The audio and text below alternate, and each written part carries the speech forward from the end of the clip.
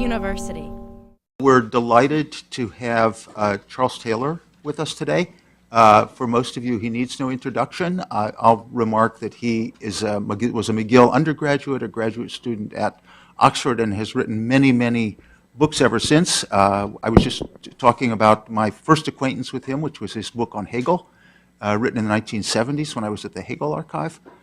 We're here today to sort of have a conversation with him more about two of his more recent books. The first, The Sources of the Self, and then A Secular Age. We're going to start the first session by focusing on sources of the self, but that won't be, we understand that conversation will range across more areas than that. And we're going to have, for each session, a graduate student begin with a short summary and a few questions to get us off, but then we'll take general questions. There are microphones. The whole seminar is being filmed, so please, when you want to talk, just gesticulate in some wild way. I will keep a list of people on who are scheduled to talk, and we'll recognize you in turn. But please wait to talk until the microphone comes to you. So we're going to start with Sam Begg, who is a graduate student who's talking first about sources of the self. So, can everybody hear me? Sort of, I can hear, okay, great. So thanks everybody for being here, and especially, of course, to Charles Taylor. I'm incredibly grateful for this opportunity to present my comments. I could go on about how influential Taylor's work has been for me, as I'm sure it's been for many of you, but since I have already the absurd task of reducing a book as rich and important as Sources of the Self to a 5 or 10 minute presentation, I'd better get started. So the book itself is in 5 parts. Part 1 focuses on a critique of a central feature of contemporary moral and political theory, which is variously referred to as the priority of the right over the good, the centrality of obligation to moral theory, the replacement of substantive reason with procedural reason, and the suppression of moral ontology. According to Taylor, it is impossible to approach the world, as these theories require, in a neutral way, without holding some background assumptions or affirming some sort of qualitative distinctions. So any supposed neutrality or procedural reason or rightness is always parasitic on some unarticulated vision of the good, a vision that is of necessity substantive, non-neutral. And it's important for us then to articulate these visions of the good, the sources, and this is, these are the sources of the modern self, these visions of the good, which the book tries to articulate. And so the remaining 4 parts of the book do just this. They attempt this voyage of articulation. Starting in part 2, Taylor develops a notion of inwardness, which he traces from Plato's vision of rational self-mastery through Augustine and Descartes to what Taylor calls the punctual self of John Locke, which exerts control over the external world by taking an objective stance on it, by disengaging from it, retreating into a pure, unified subjectivity. Thus, the emergence of disengaged rational autonomy is the first major thread in Taylor's picture of the development of the modern self. In part 3, a second storyline emerges, the affirmation of ordinary life. This is more intimately tied with the Christian tradition, and specifically its egalitarian ideal of universal beneficence. It entails an unprecedented focus on family life, romantic love, as well as a high value on craft, labor, production. And this second half of it is at least as essential for the development of science, for example, as the sort of disengaged Cartesian subject that's usually posited as the fount of science. In part 4, we encounter the final source of modern identity, highlighted by Taylor, what he calls the voice of nature. If Locke and perhaps Bentham are the paradigmatic thinkers of the first and second sources, then here it must be Rousseau, whose conviction that civilization was a corrupting force led him to uphold nature as fundamentally good. It also led him to view the will, rather than the intellect, as the central moral capacity. Building on Rousseau, Kant goes one direction, interpreting the voice of nature through our common nature as rational beings, while the Romantics emphasized our particular natures, our unique individual natures, our inner depths, as Taylor calls them. The human good for the Romantic is authentic self-expression rather than rational autonomy. Finally, in part 5, Taylor brings the voyage of articulation to a close, examining what he calls the subtler languages of modernist literature and supposedly postmodernist theory, both of which he sees as responding to the conflicts embedded in this peculiarly modern combination of moral sources, which have remained with us in much the same form since the Victorian era, Taylor argues. Essential among these is the conflict between the rational, punctual self of the Enlightenment and the unique, expressive self of Romanticism. Of course, there's infinitely more levels of complexity to the actual work than this, but one has to simplify. So, in any way, these subtler languages for Taylor don't represent a satisfactory solution to the conflicts of modernity. And he gives us just a hint that perhaps a theological worldview is the only way out. So now that I've given this hopelessly reductive survey, I have two related questions that I want to raise. And here I'll turn to address the author, so I'm not saying addressing him in the third person anymore. So I know that you've written, of course, on both of the topics that I'm about to mention before, but I figured it'd be silly to try to find some question that nobody had ever asked you before, so 25 years after the book came out. So my aim is just to kind of start the discussion off in a direction that I find particularly interesting, and then see where that takes us with your response and anybody else who wants to follow it up or not. So in that spirit, my first question concerns the relationship of between your project and that of other projects that are critical of neutral or procedural visions of politics. And so I'm thinking, you could think of many people here, I'm thinking perhaps particular of Foucault, people like Foucault, who also point to certain background assumptions supporting liberalism. The difference between your project and theirs, it seems to me, is that the background assumptions they point to seem to be quite sinister, while those you illustrate seem quite benign. It seems like they are sort of different background assumptions that you're pointing to. But their histories are therefore framed as these kind of debunking, destructive genealogies, while yours are framed as these retrievals and these articulations of our moral sources. And you're very critical, of course, of these debunking genealogies. Largely, it seems, because they are unable to justify their identification of certain background assumptions as sinister. And it seems to me that a similar thing might be said of your view, actually. Your identification of certain background assumptions as benign. Right? So one of the critiques of sources of the self is that you don't necessarily say why we should retrieve the moral sources that you so carefully and convincingly trace. And indeed, you acknowledge that the project of providing kind of objective foundations for our moral sources, convincing the skeptic that they're true, something like that, is a hopeless project. So you articulate in more detail the moral sources we may or may not hold, which Foucault doesn't do. But you don't articulate why we should hold them. So this much, it seems, is left implicit, this kind of why we should adopt them, necessarily unarticulated. Is it possible, then, that there's a kind of symmetry between these kind of debunking genealogies and the retrievals you perform? Neither project can provide objective justification for their views. Instead, both projects seem to me to rely on the strength of their narratives and their implicit effect on our judgments and our allegiances. Now, I think this is a good thing, but it seems to me that it's a feature of both projects. So my second question is related, but it focuses more on this particular narrative itself.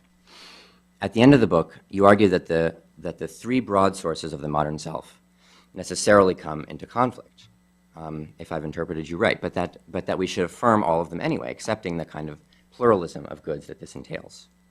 But I wonder why this particular conclusion follows from your arguments. For example, you illuminate how that autonomy and authenticity are both dependent on a concept of a unitary self. You also show that the modernist literature and the postmodernist theory both give us a critique of that unitary self.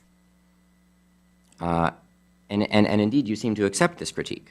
Our practice of locating agency in individuals is a historical phenomenon, and you claim that this is actually a truism amongst historians and anthropologists. You also say, for example, that the best philosophy of the 20th century has destroyed the idea of the disengaged self.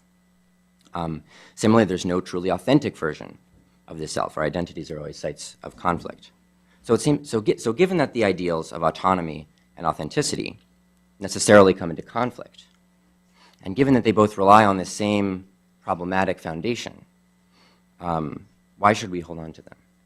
Why not accept the modernist solution of denying unitary agency? It seems to me that this solution, rejecting the moral sources of autonomy and authenticity, is actually consistent with continued affirmation of ordinary life, which is the third moral source.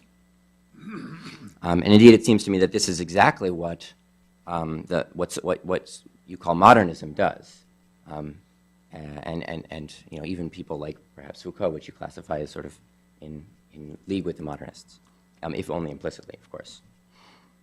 So to sum up, my first question is basically, what sorts of reasons might we have to affirm the moral sources that you seek to retrieve in general? Sort of, what kind of reasons do we have? And the second question is, why should we affirm in particular the moral sources of the autonomous disengaged self and the authentic expressive self when those seem to be so problematic? So thank you for this opportunity, and thank you.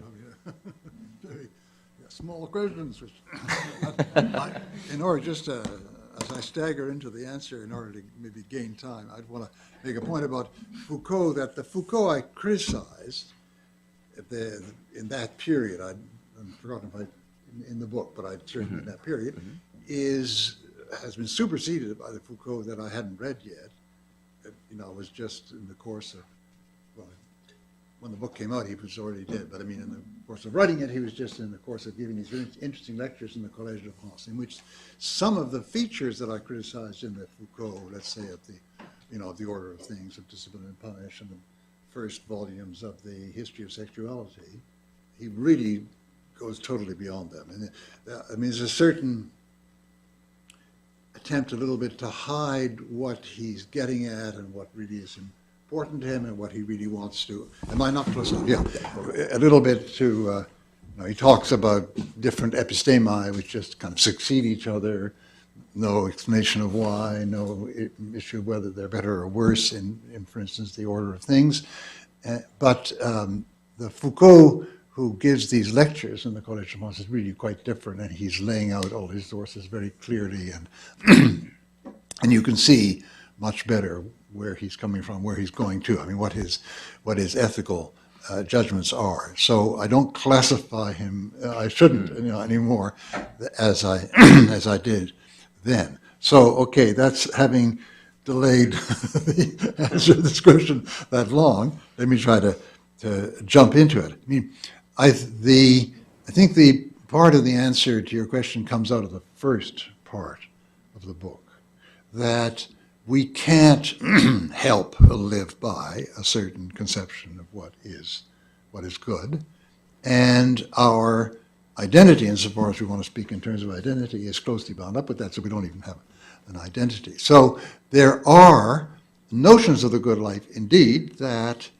think it can only be achieved at the expense of what a lot of people have thought of as the unitary self. I mean, and there are many, many versions of that. I mean, for instance, the various forms of the Romantic movement itself take the, as it were, hegemonic self of Kantian rationality, which is meant to be really on top of things, and want to say that the good life as they understand it has to come from a rebellion against that and so on. And there are even, maybe further out ideas about the ultimately opening ourselves to chaos and so on, the chaos in the self. But once again, let's get back to the human condition. You can't live without some notion of the good, and it has to be somehow expressed and realized in your life, right? So now, we can go many places from here. One is to ask the question, well, how do you establish which of these different possibilities on offer? And There, we come to huge parting of the ways in modern philosophy, because in modern, well, Anglo-Saxon philosophy anyway, right? Because there are two very powerful answers to this which will suppress the question in one way and the other. I mean, let's say Hume and Kant are the patron saints.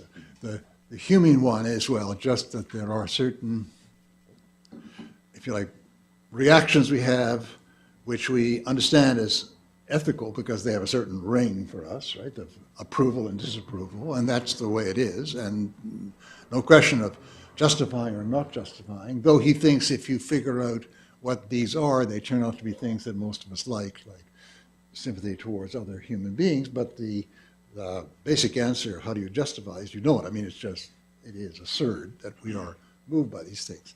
And the Kant-derived one, which is in constant mortal conflict in the Anglo-Saxon Philosophical Academy, says no, on the contrary, there's modes of reason which don't involve taking one form of the good life and saying this is really the right one, but which involve reason of some kind of procedural type, right?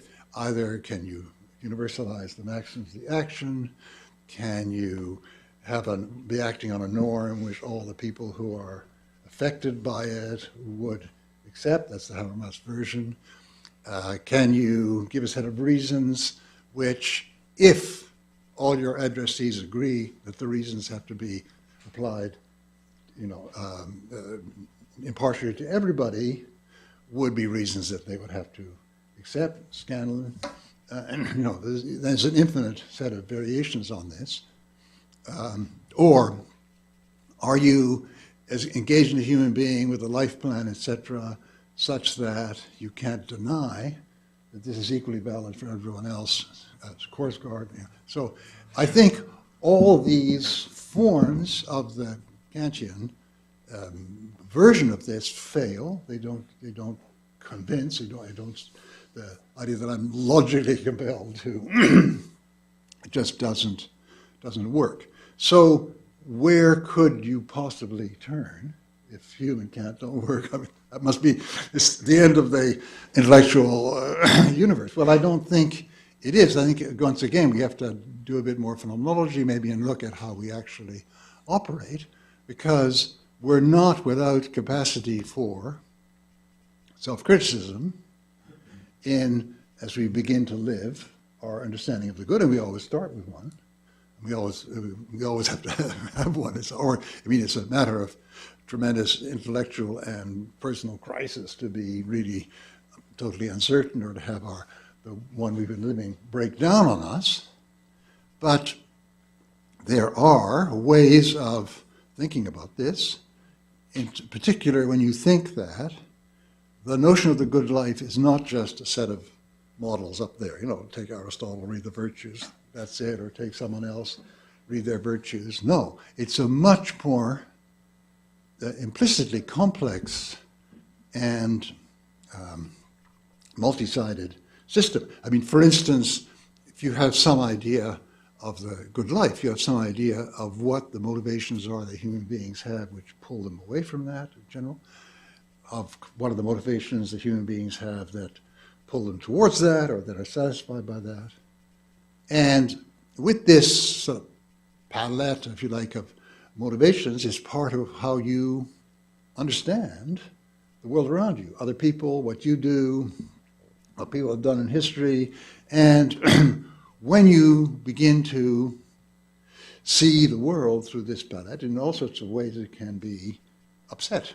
I mean, for instance, there can be very good people who don't seem to be motivated by what you think are the essential motivations. I mean, this is always the approach made to very many Christians. They have all these saints and so on. It's great, but now here we have somebody, a remarkable person who is an atheist. Hume himself, of course, is a famous example of this. That as he was dying, he was very serene and so on, and most all going crazy. I mean, you don't believe in God. How can you be serene about this? So there are all sorts of ways in which this very large bundle of both ideals, senses of a good life, so on, and the understanding of human life and what the alternatives are.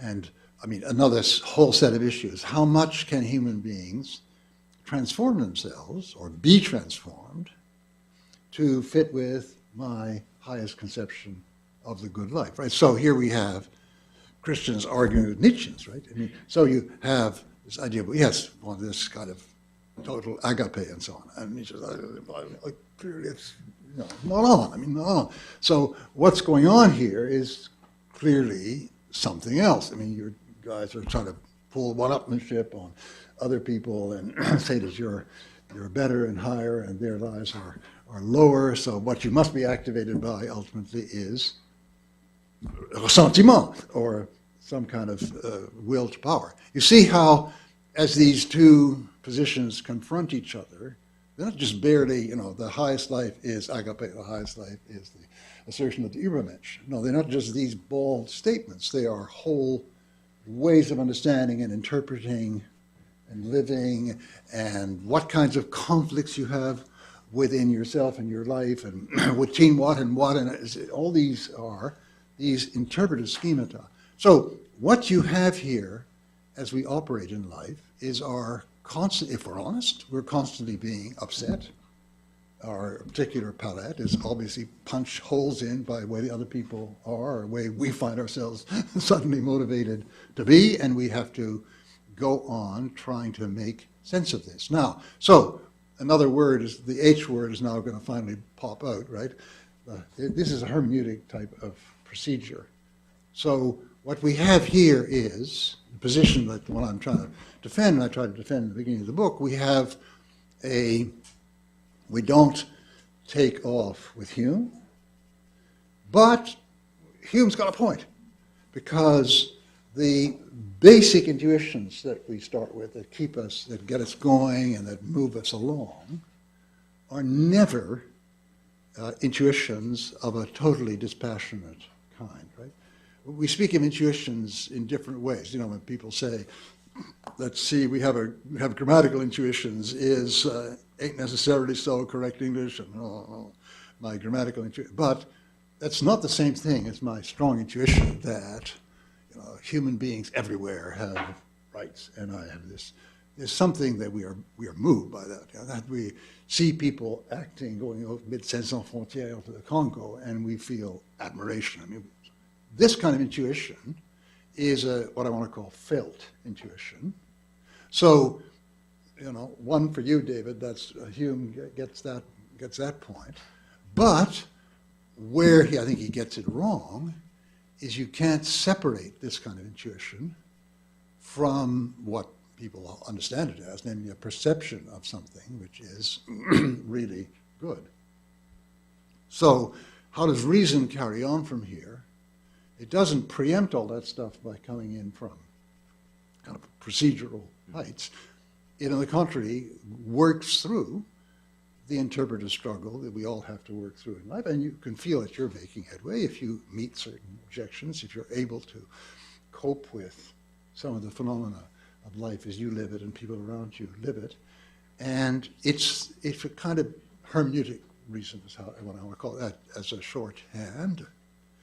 And that is what, moral and ethical reasoning is all about. Now, just a minute, was that the question? I'm sorry, I go on. maybe I should stop here and let people interrupt. But I haven't fully answered your question, but I certainly touched on definitely. a bit of it, yeah. Maybe. Shall we open up for questions? Yeah, let's have more.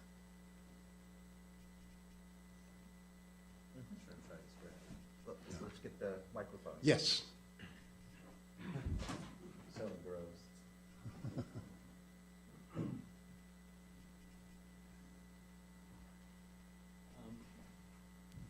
Is this thing on? All right.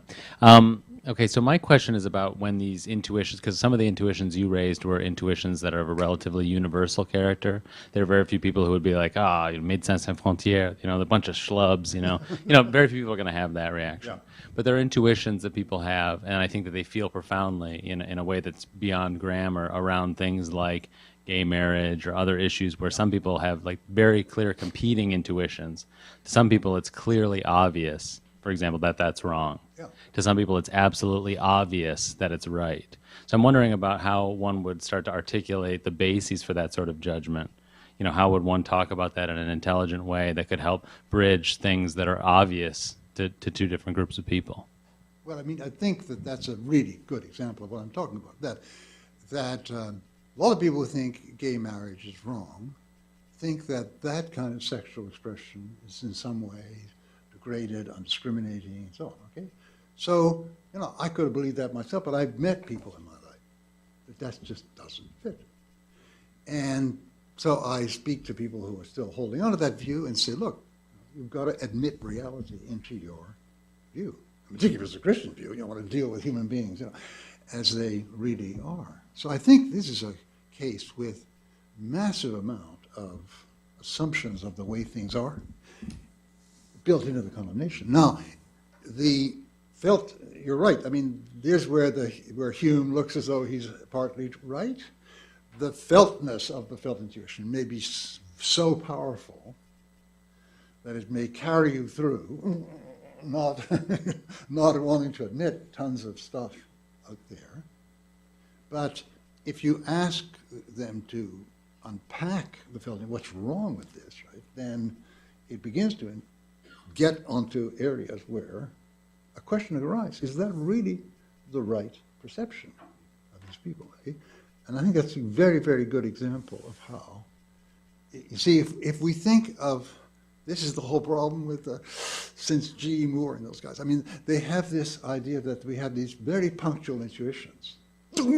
That's the right way. And that just as you can't do anything with them to argue with them, so you, in the end, you get G. Moore says, okay, it's intuitionism, right? What is good? Well, what is it? Friendship and beautiful states of mind or something? That's good. Okay, everyone sees that. That's right. Okay, so then we move from there to start arguing what brings about these things, and that's what the argument is about, which really, in a certain sense, concedes the case to Hume, right? That everything is instrumental, all the reasoning is instrumental, and but that seems to be in all the various forms of this approach, travesty of what we really are living. Alex? Thank you for your answer. Thank you very much for answering our questions here. It seems that there's a procedural dimension maybe to the way you describe the way we expand our intuitions. And I was hoping maybe you can comment a little bit more on that, because while it may become a little extreme in Kant, even in Rousseau we're thinking about expanding our understanding and our intuitions by simply meeting more and more people, because we're tricked into, by being in small groups, we're sort of tricked into assuming that all people are either rich or poor, either part of our society or the enemy, either part of our religious group or a completely opposite and damned religious group. So isn't there a procedural element to what you're suggesting here? The more we expand our intuitions, the better they are honed towards offering us some sort of truth, and I wonder how that plays out. Well, I mean, then the procedure simply is look at the reality. I mean, proceduralism's got to be a narrower scope, like, you know, could you universalize this maxim? Could you will this maxim be universal? That gives me a clear understanding of what the procedure is and how to apply it. And if you extend proceduralism to be just, well, look, then I'm saying it's procedural. But the whole point is that people who offer these Kantian things is to circumvent that kind of looking. Right? Circumvent looking by showing that there's some kind of self-contradiction or self-undermining in taking that maxim and universalizing it. And what I'm saying is there's always an element of actually seeing. I mean, okay, put it in other ways. If you have one of these views, you may not realize it, but I'm trying to tell you that you have a very multivariate interpretive schema, right, for how to go around the world and see people and understand them.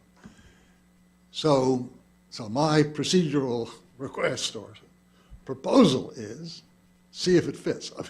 See what I mean? There's just, everything goes. And there's all sorts of ways in which you can find yourself having to do this. There isn't a single set of moves that will answer your question. Charles, can Yeah. I just expand on that question a little Yeah. bit? We make these kinds of hermeneutic judgments in the context of interpretive communities. And to build on Alex's question, it seems almost as if you're telling us that we need to constantly expand our hermeneutic community. Yeah. And I wonder whether or not that doesn't lead to what Heidegger called rootless cosmopolitanism. And if there is a cosmopolitan point of view, which again is a kind of Kantian term, or whether we aren't always limited, and if we're limited, how we have to choose between the communities we're parts of. Okay, well, it depends whether you're a Kantian in your basic outlook, or Hegelian, or, I mean, let's not take Hegel in now, but ultimately Heideggerian, you see. I'm taking Gadamer as my example of the Heideggerian influence, right? So it's not the cosmopolitan.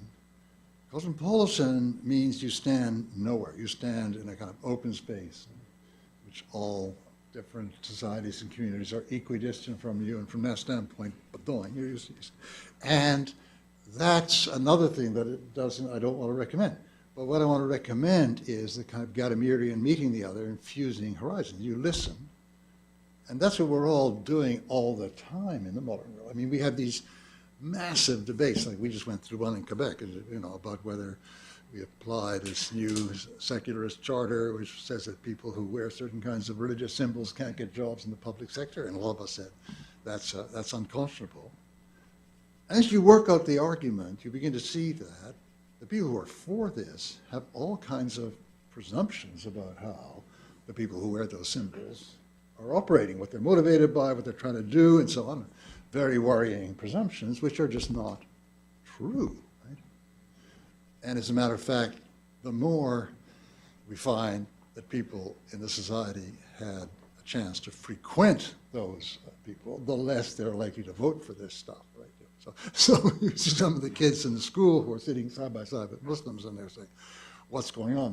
These grown-ups are crazy. We always thought they were crazy. Now we know they're. So you see that here we're called upon, and that's the nature of multicultural modern society in a certain sense. We're called upon to open up our communities of interpretation and make broader ones with some kind of fusion with others. So we're never adopting, view from nowhere, we're never adopting cosmopolitanism. It's not leaping to cosmopolitanism. We're managing to extend our area of civility and community with other human beings to a broader set of conversations in a very slow, painful, one by one, step by step process. That's the only way. See, you don't win these battles, like the battle we had in Quebec, alas. You don't win them by reading Kant. I mean, it would be good if people, say, look, universal. Or I mean, even Habermas would condemn this.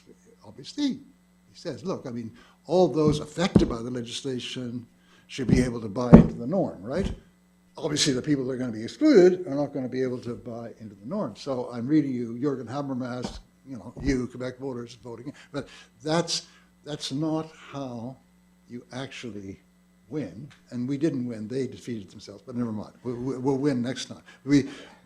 That's how you actually win, is by this kind of convincing people that that's a travesty. You are looking at a caricature of these people, and therefore you think it's right to treat them that way. Talk to them, find out about them, and that's how it. When it works, and that shows how fragile it is. That shows how difficult it is. But I mean, that's human life. Thank you. So I have been imagining a conversation between you and one of the new happiness economists of a kind I think we all recognize, who says, my program for people is that they should pay constant attention to their subjective hedonic states, noted every 10 minutes, and then try to maximize their engagement in the activity that induces the happiest states. And I think if I'm trying to channel your work, which I've I've benefited enormously from over the years. I say, yes, as to Hume, your feeling is not separable from a perception of value. And I think then the person says, yes, that's right, but the perception I have reduces to this, that happiness is good.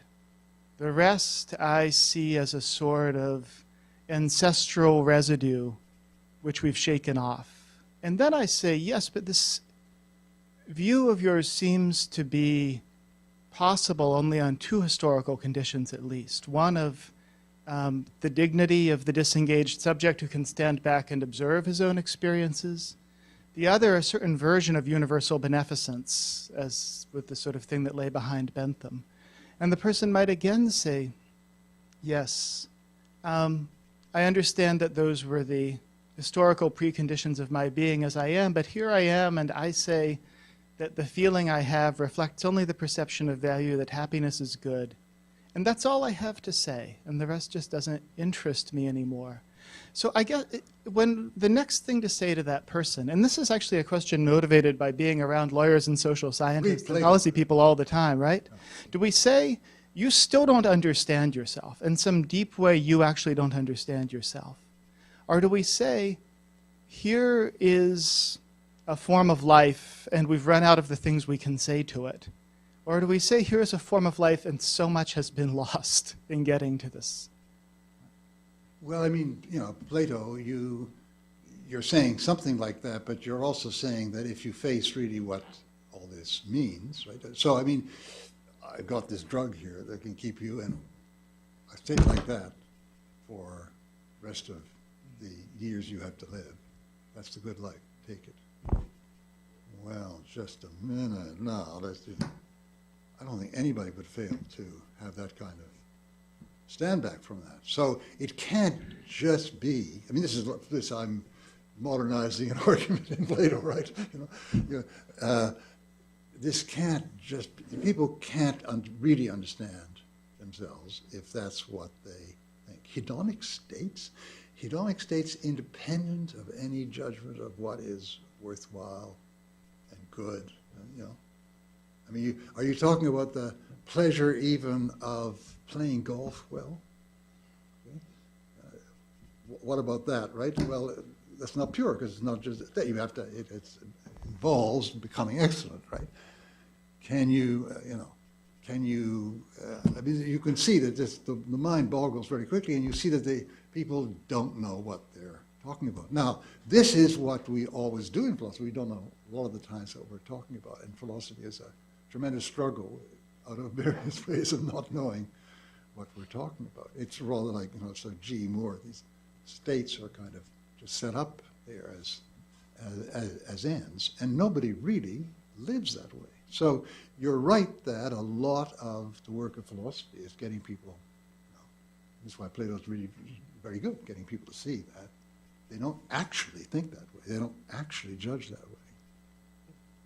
If I might, just briefly, the question does, I guess, mean to go to those stakes, and it's quite a genuine question in that I think the person might actually say, yes, it's about playing golf well, but I actually mean that playing golf well is instrumental to feeling good, and they might actually say to the experience machine, the modern example of the response, the Platonic response. Right. The modern example of Plato is I plug myself in.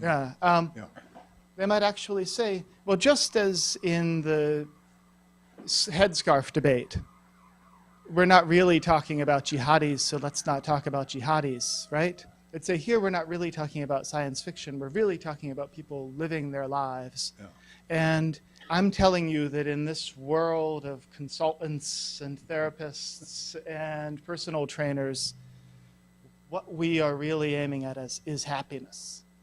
And it seems part of what's at stake is the recuperation of the necessity and the dignity of the history of ideas and of implied ontologies, the things that we all love as ways of making sense of life as lived by people who aren't in our little worlds. And it does strike me that this subculture might be a very, not subculture, this mode of being may be a very fully inhabited departure from or challenge to that. And that's, I ask it because it bothers me. Well, fully, yeah, fully, what was it, fully departed from or fully, you have to be able not to be like all the people that obviously aren't like that. Okay, take small kids, right? Small kids at a certain point, they say, you know, do it self. I want to do it myself. I want to, don't pick me up and climb up and so on. Very important for them. That's like, that's the moment of the golf game, see? Do you grow out of this? I mean, I've touched people. Were you not like that as a kid? You know? In which case, you would have been therapized into oblivion.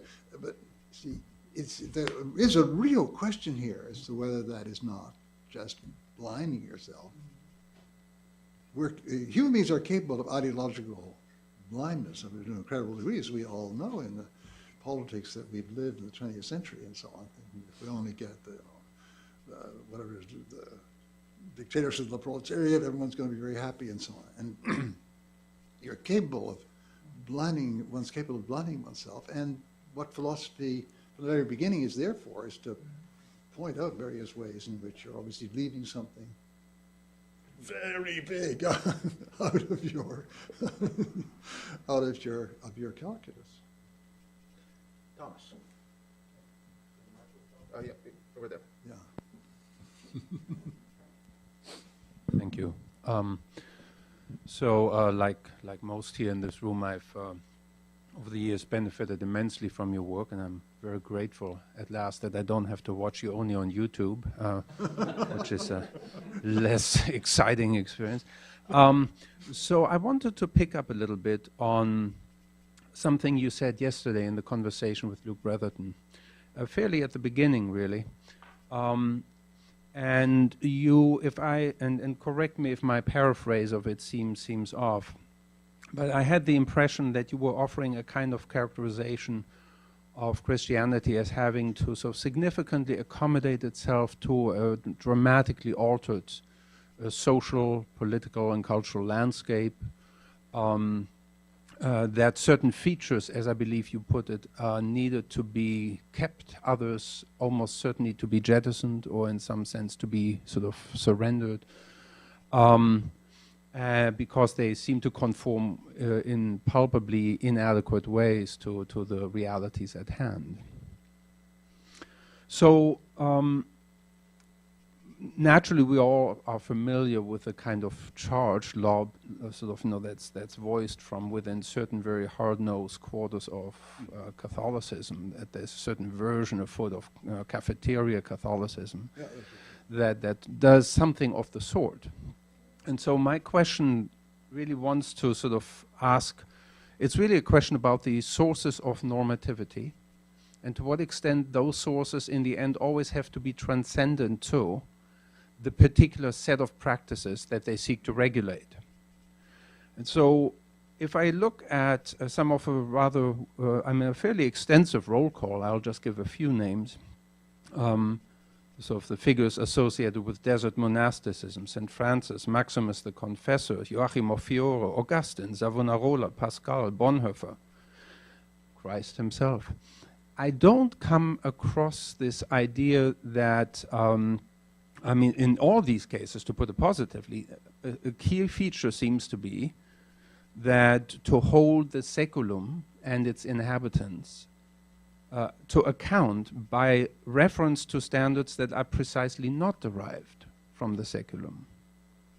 And so the question that I feel arises in my mind again is, how do you actually reconcile what I think is a very major feature, certainly of Christianity, as to how the sources of normative claims are to be disentangled from the set of practices for the regulation of which we invoke them.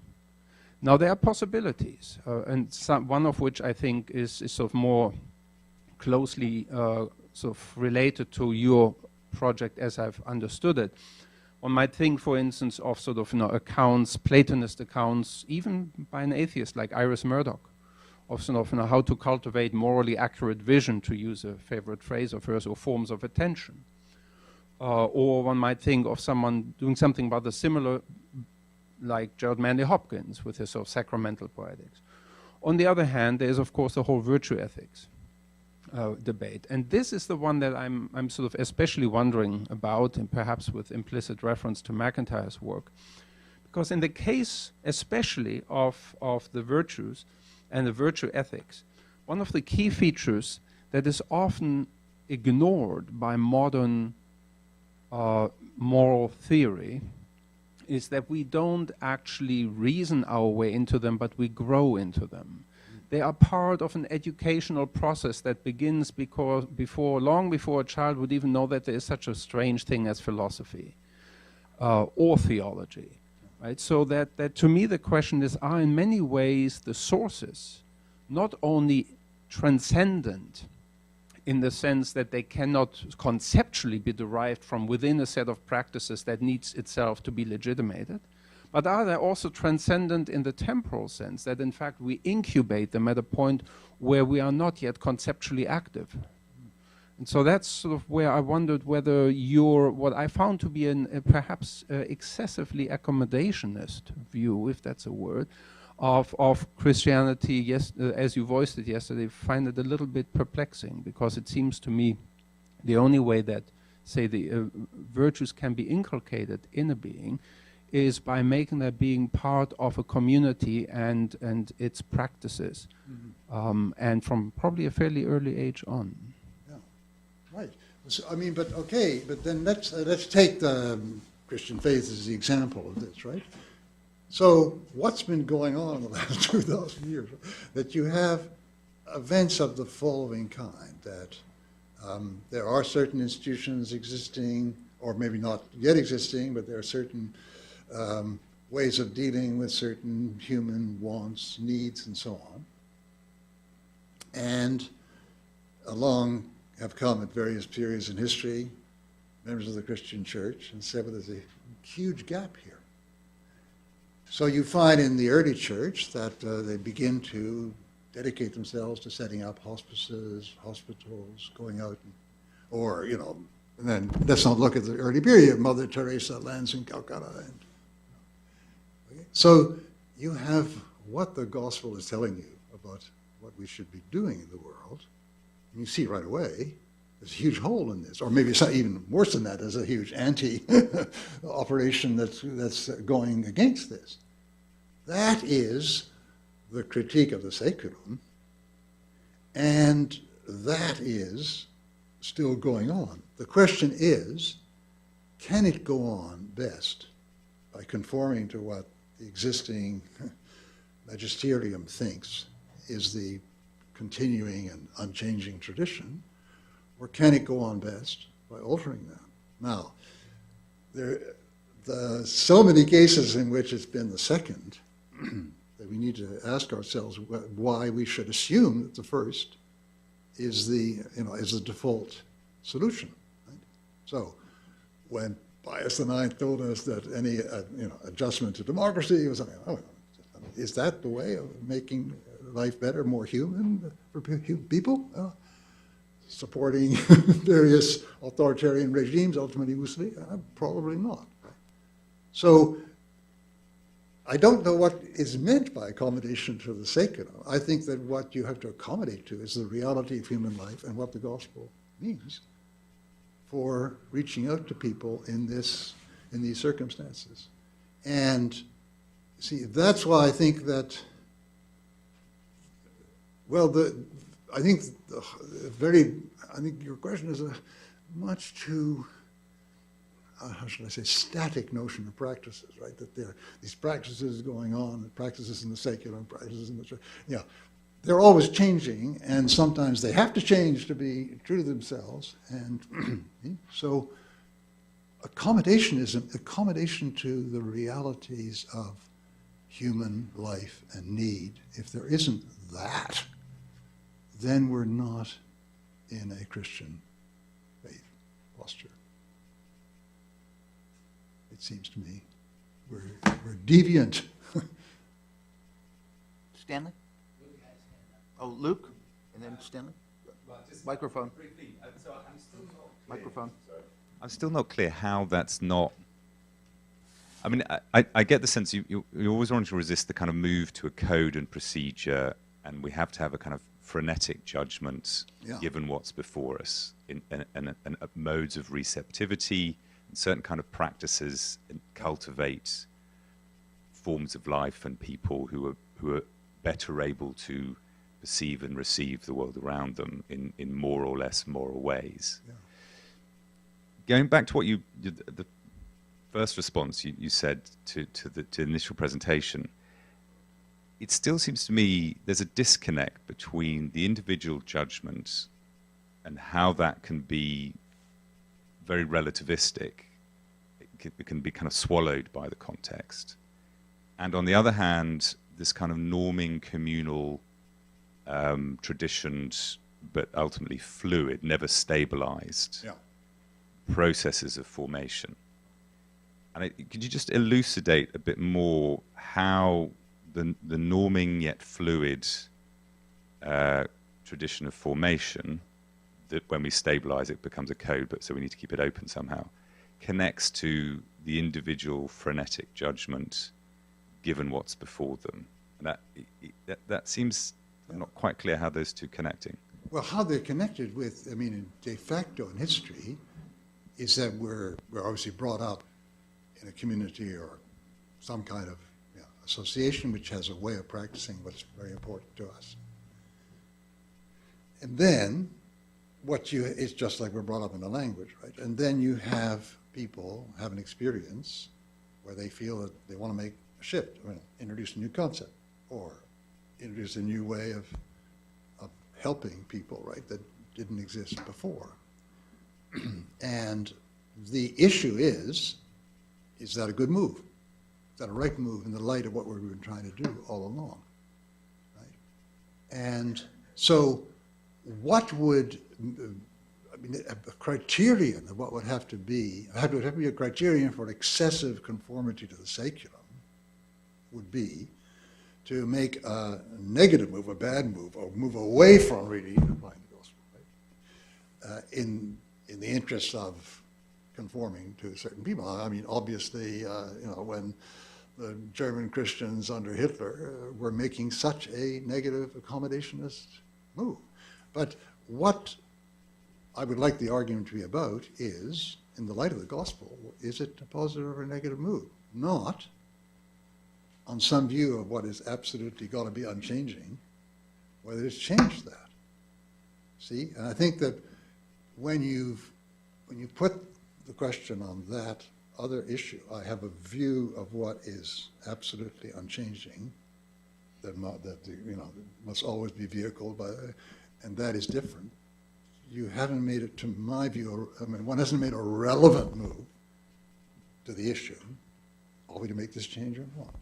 See what I mean? Quick follow-up. Yeah. I mean, because it seems to me you're positing at a certain point the gospel, Yeah. or a sacred text, Yeah. or some kind of stable anchor point, which goes back to Thomas' point about there's a transcendent reference outside of time and space, which gets mobilized in certain ways. But at the same time, you also want to say, as soon as we try and stabilize it, it becomes a code and becomes a procedure and a technique. And that you kind of want to have your cake and eat it at that point. What's the relationship between the gospel or some kind of sacred transcendent reference, which we're always referring back to for resourceful, and the ongoing reformation of our very sense of what that is? Can we really have a reformation of a sense of what that sacred moment, text, event is, without fundamentally changing what that thing is? Well, it's because, I mean, I think that it's not having cake and eating it, but it's there's a big dilemma here, there's a big issue here that we always have to face. Are we denaturing it by moving it in this way or not? And what we do is we go back to, I mean, the way people actually work, we go back to deep source images. I mean, it can be the the notion of the kenotic God. It can be some pictures in our mind from the New Testament, from reaching out. It can be a great parable like, Matthew 25. Yeah, there are these reference points, but they need to be interpreted, right? And so, okay, what we're doing all the time is we're living in interpretation. Obviously, we wouldn't have these practices if we weren't living in interpretation. And we're up against a certain experience in our world, which raises the question, is that a good way of really living? Is that a faithful way of living? Is that really continuing that, or is that denaturing that? I don't see how this question cannot impinge. I mean, No, I'm not thinking. yeah, I mean, I don't see a way of, as we're conceiving our situation in which this question cannot impinge. Now, of course, the argument for and against this proposed change will not be, I think I get one point you're making there, which I agree with you. It will probably not be made on the basis of a totally agreed, unquestionable image, right? No, so we're also arguing about whether something which we think is deeper in the tradition, more fundamental to the tradition, is being neglected by not changing or by changing and so on. But I don't see that, I mean, if the history of the church is not comprehensible without this kind of dialectic going on. And the issue, I think, ought to be what is really fidelity here, if you like, want to put it that way. I don't see how one can really slide away from that. And actually, Christian history, particularly modern history, is so full of examples where at one point people were sure there's no change in history, and then we now see that was so. That Stanley? This Sunday is Christ the King, and Matthew 25 is the text, Yeah. which is a very interesting juxtaposition that what it means for Christ to be king is to feed the hungry. Yeah. I want to try to get to the sources of normativity too, this way. I've always been curious how you understand the relationship between explanation of behavior and what you do in the first part of Sources of the Self. Because I take it that there is close philosophical issues involved in terms of the necessity of the self being narratable. And yet I don't, and so one of the things that I've always thought you've tried to help us do is to discover what narratives possess us. But the discovery of what narratives possess us in terms of whether our behavior is intelligible depends upon a narrative that allows for the kind of articulacy that you have such a stake in. What I want to know is what narratives help you discover what narratives you're part of that are possessing your life. Because I take it that you've got a real stake in some story that gives us not only a diagnostic, but a way to go on. Mm-hmm. So you want to know what narrative, but you're talking about not my personal narrative, the narrative of our whole history and the whole history of Christian Church. Yeah, yeah. I mean, I'm going to be very maybe impressionistic and close to inarticulacy in trying to express this, but it's that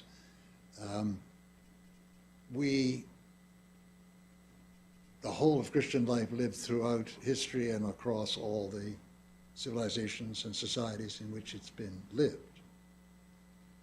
is, in certain sense, aimed at drawing together like an omega point, which is in the communion of saints, if you like. Now, there are big differences in the way the faith has been lived in different periods of history, in different societies at different times. And some of these are better and worse, wrong or right, but some of these are just different. And in a sense, we have to ask ourselves how,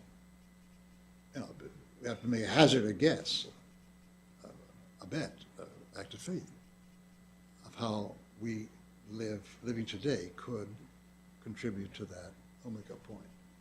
So I think that what we need for this is what we benefit from, if that's what we want, is a greater understanding, sympathetic understanding of some of these different, very different contexts and what Christian life has meant, so on.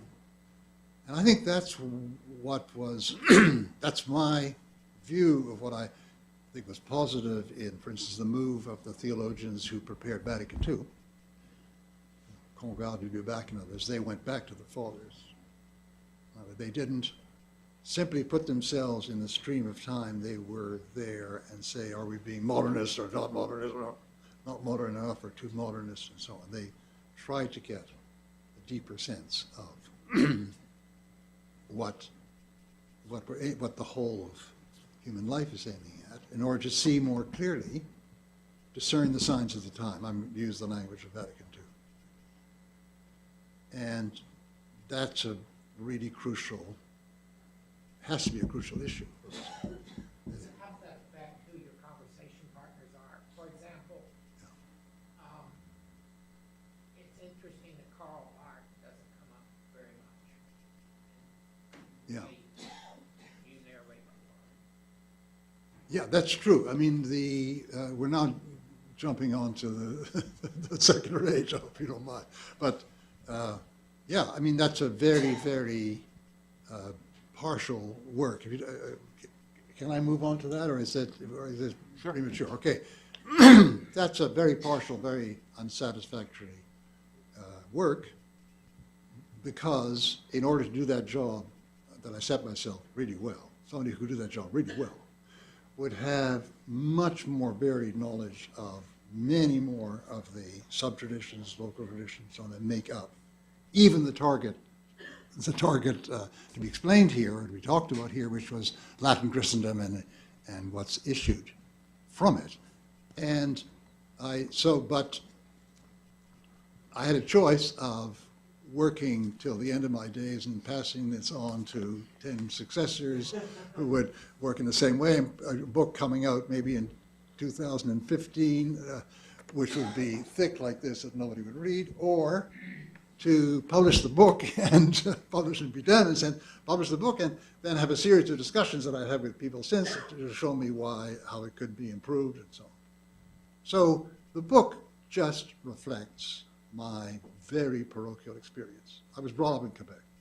Okay? What I'm inside really is the spirituality of the Grand Siècle, of the 17th century in France. So Saint François de Sales is part of what I was brought up in, right? And then, of course, I could look across the border and see this large republic and a lot of, Anglophones hanging around my world too, so I have some sense of what happened in the UK. And then I became very excited by German Romanticism, so I have some, et cetera, et cetera. But, there's lots beyond that. And people have been telling me, why didn't you? I mean, Calvin doesn't come in for a lot of, I'm not talking about Karl Barth, going back to Calvin, doesn't come in for a lot of space, airtime, or whatever, and not always positively. And so, and I agree that there's certain reactions which are formed by that. But I thought it was worth throwing this book out and having a discussion. So, in other words, the parochialness of that book is not based on my having weighed it all and said, well, that's not worth it, that's not worth it. No. It's based on my having to, I think les moyens du bord, we say in French, but the means I have on board ship to cobble something together. Let me just build on these Yeah. comments and sort of try to summarize it. We live in narrative communities. Yeah. And I think one of the questions is, how do those have any stability at all? Right, so that we don't all just become hedonic seekers of our own momentary happiness, as Nietzsche and Last Man. And so what are the limits of those communities? How do they stabilize? And sure, they encounter each other, and in a globalizing world all the time. Yeah. How do they sustain themselves? So I think that's, with respect to that, and then with respect to the Christian tradition, how is it that a particular view of what Christianity sustains itself and says, this is orthodox and that's heterodox? Well, how do we do that? We're doing it right now. Right? We're having this discussion about what is to be, carry on the Christian life in our time. This is how we do it. And we may not succeed very much. We never succeed in the sense of getting total unanimity, but we hope that out of the exchange, anyway, comes some kind of sense of how to go forward, and then we try it out, and it may fall on its face. So it's that way that we don't sink into each one our own monadic bubble, and this is what I'm all for. So if I went back to the sources of the self, Yeah. you're making an argument then for a more porous self as opposed to a buffered self. Well, not really, because that word porous and buffered, I meant in a more narrower sense than it's been taken, though it's interesting that it might be useful. I mean, the porous self is really talking about the self in the relation to the world of spirits and forces and so on, which we have no, in Weber's sense, we're all unmusikalisch about that, right? Tone deaf about that. No, most of us tone deaf about that today. And so I wanted to bring that in because I wanted us to see how the move of the last 5 centuries is very heavily determined by that change in sensibility, which I don't think is unambiguously positive. I mean, I think there's lots of things we've lost and all that, but so that's not really, I don't think that's a way of getting the point, but so. Well, one way to think about that is Yeah. individual and community. Yeah, And you clearly are put in the camp of communitarianism. On the other hand, I think in this discussion, you're raising lots of doubts about the sustaining of communities, and and the interaction of communities. And so, where would you put this? I mean, if I'm thinking about, go back to sources of the self, I'm thinking about the self that you're recommending for us. Mm-hmm. Is it something other than both the buffered self and the porous self? And if so, what is it? well, no, it's, I mean, let's just take it as a buffer self, because in the original sense, that's what we all got into. Though I think that we owe it to ourselves in a variety of reasons to try to recover what was behind these earlier experiences. But let's leave that out for a minute. Okay, so we are in these communities, which are more and more intermingled, which more and more have to live together, which are more and more interspersed. And we have to, community something has to be constantly rebuilt. But we're not living in, or therefore rebuilding, none of us, a single community. See, I think that is another big difference of our age from, let's say, 19th century Scandinavia or whatever. All right, I mean, let's take the most united confessional state up to the 19th century, where everybody is being a citizen under this king, the same church, the same sense of civilization, the same ethics. We're not living, impossible to live in that kind of situation anymore. And this was never possible for people in India or so on, who already had this kind of pluralism. But we're condemned to pluralism. So we're trying to sustain and rebuild a democratic society. We're trying to sustain and rebuild our churches. We're trying to sustain and rebuild various kinds of communities, and they're all moving around and among each other. And on another demand, we have to live together in a human way with people from other such communities. So that, how do we do this? Well, we do this by extensive, open, honest, I mean, when it works, open, honest, respectful exchange. And that is something we may easily fail to do, and it's very much, in some ways, harder than just having one kind of community, right? So all the interlocutors are going to be Scandinavian Lutherans, all the no, we're just never going to live in that kind of world again. But the way of doing this is within each of these communities to try to help discern with everyone else what their most, best and most authentic realization is, it seems to me. Problem, Charles, is that once you get that going, you get people that now say things like, I believe Jesus is Lord. That's just my personal opinion. I mean, you produce people that are unsure of their own conviction. Yeah. Okay, so that means what exactly? You don't talk, what exact alternative course of action are you proposing which is going to obviate that in the 21st century America? Well, I obviously want you to be a disciple of Jesus. Yeah, but I mean, you say we get people who say, that's my opinion, okay? And that's not satisfactory for you, it's not satisfactory for me. I would want to say that without having to add. That's my opinion. But, yeah. Christianity has obviously accommodated itself to an ethos that makes it very hard to articulate its own strong convictions. Yeah. Is that really so?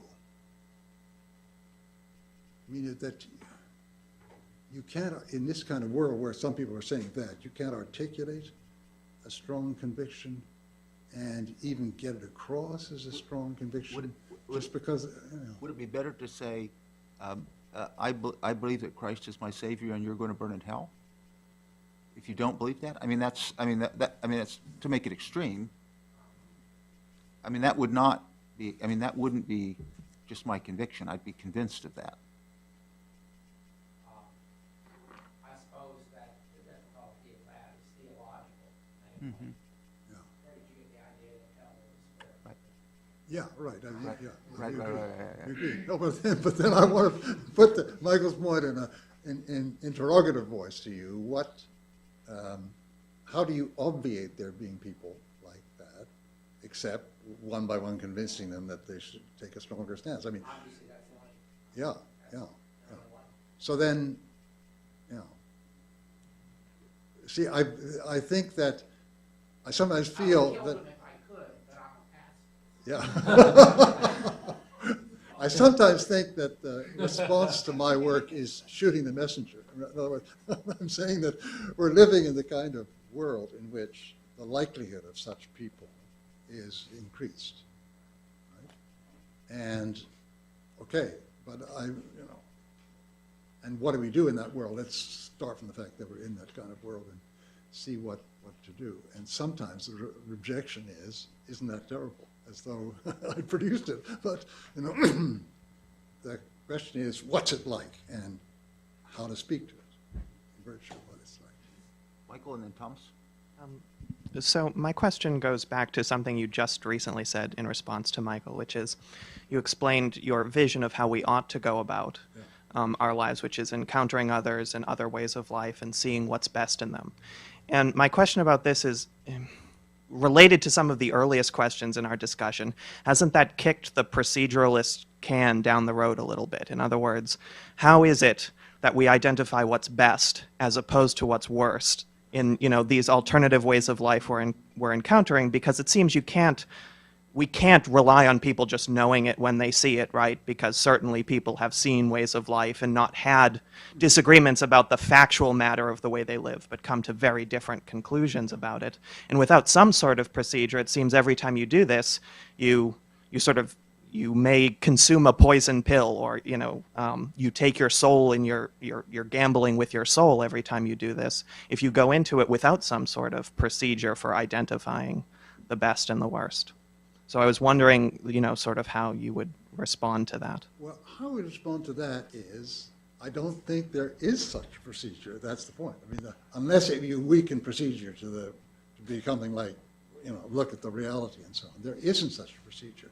And if you think there is, you're fooling yourself, and you're not spending time doing other kinds of things that might help you get it as right as you can get it, like examining the people around you in your own life. I mean, my point is not that, is it a good idea to try to settle it by a procedure in abstracto or by another kind of looking? And if we were up in Alpha Centauri looking at, without any idea of what kind of beings were involved here, and we had to design it, you say, yeah, let's design a procedure so that they can get us through this. But, we're in a situation where, what my claim is, there isn't such a procedure. And the people who are proposing it are fooling themselves that they can really answer this, and therefore they're sticking at various points and not accepting certain things. I mean, only irrationality can solve this, right? And all this religious stuff is irrational, so forget that. Let's just, they get themselves into this kind of little internal mental ghetto as a result of believing in their procedure, which incapacitates them from actually seeing certain things, which should be the only way that they get as close as they can get to the right answer. See what I mean? So it's not that I think it's a good thing that the universe is such that you don't have a procedure, but it is. I believe that that's the way we are. Yeah, if I can just clarify it a little bit, it's, anyone who's, raised kids knows the expression, that friend of yours is a bad influence. Yeah. Right. And so the question I'm asking you is how to deal with the danger. So say there is no procedure, how to deal with the danger of encountering ways of life that have nothing but bad to offer us, or which might mislead us rather than sort of edify us as we expect. Certainly if you encounter a gang or something, you're not going to look at them and say, well, what can I learn about, or you're probably not going to say, what can I learn about the good life, and how are they going to change my opinion of this? And it seems that part of the general pushback to your view might be, well, lots of people view, the alternatives to their way of life much in the way we would view a gang. And what is the criterion, not the procedure, but what is the criterion for distinguishing between those things, and therefore what's good that we can take, and how we should discriminate between that and the bad we should leave? Yeah. I mean, it follows from what I think, that I couldn't give you any answer that would be simply procedural. I could simply give you an answer of what I think is really good in life. I mean, okay, you're talking about a situation, let's put it in a different context. You're bringing up kids, right? And they're going to go out in the world, and they're going to meet all those really terrible things. And I hope we're succeeding in communicating to them something which is authentically good in our eyes, which would also help them to see that this is a bad way to go. And then they go out the door. I mean, you can't arm them any other way except living well and communicating it. But you wouldn't want them to say something like Pascal says, which is, what can the death of 300 Spartans mean to me? Yeah, you wouldn't want them to say that. Yeah. No. Thomas. Yeah. Oh, and then over here. So I wanted to come back a little bit to this question of normativity, but from a somewhat different angle. Yesterday you used in passing, you made reference to the preamble to the German, or then West German Constitution. Die Würde des Menschen ist unantastbar. The dignity of human beings is inviolable. Well, I'm going to elaborate just a little bit to clinch what I think is an important sort of and perplexing aspect of that. So here we have, at a moment of extraordinary sort of historical disaster, an attempt to recover some sense of moral stability and non-negotiable ethical frameworks. The way it was phrased, however, was already a compromise, and was rather sort of threading the needle. They didn't say, as perhaps they might have, die Würde des Menschen darf unter keinen Umständen angetastet werden. Under no circumstances whatsoever is human dignity to be violated. They said it cannot be. Now, on the face of it, the last 12 years had amply demonstrated that it very well can be on a monumental and horrific scale. Why did they do this? Why did they not formulate it in this much more strident way? Because there was at that point also a decision already that had been in a way made. The whole conversation about how to frame this new society was framed as a fundamentally non-confessional secular society. And so had they phrased it the other way, they would have had to produce a warrant for the statement. Instead, they chose the weaker formula, unantastbar, which in some sense is really a strikingly counterfactual statement. And now the point to which I appeal, to which I now want to bring this is the following. Here you have a society clearly struggling to reinvent itself and to make a new beginning, and at the same time trying to make it without overt appeal to sort of religious, theological traditions. My impression of some of the statements, including your earlier response to my question, is that you seem to have a very, you said I had a very static notion of practice. I think you might have a little bit of a static notion of tradition. Oh, yeah. In my sense is rather that so coming out of this sort of conception of tradition as you see it developed in Newman, in the Ressourcement theology, Yves Congar's book on tradition, as you see it in Gadamer most especially perhaps, or someone even sort of a staunch Anglican like T.S. Eliot, that tradition in fact is itself moving and dynamic. I would certainly think that that would have potentially enabled and still in different but sort of structurally analogous contexts would enable a society to appeal to tradition without thinking that it is somehow committing to fossilized notions. Yeah. And so that there is always a great deal of phronesis that goes into the hermeneutic act visited upon a tradition, but that in that act itself or these activities leave the tradition also itself rendered more acutely relevant and to some extent altered.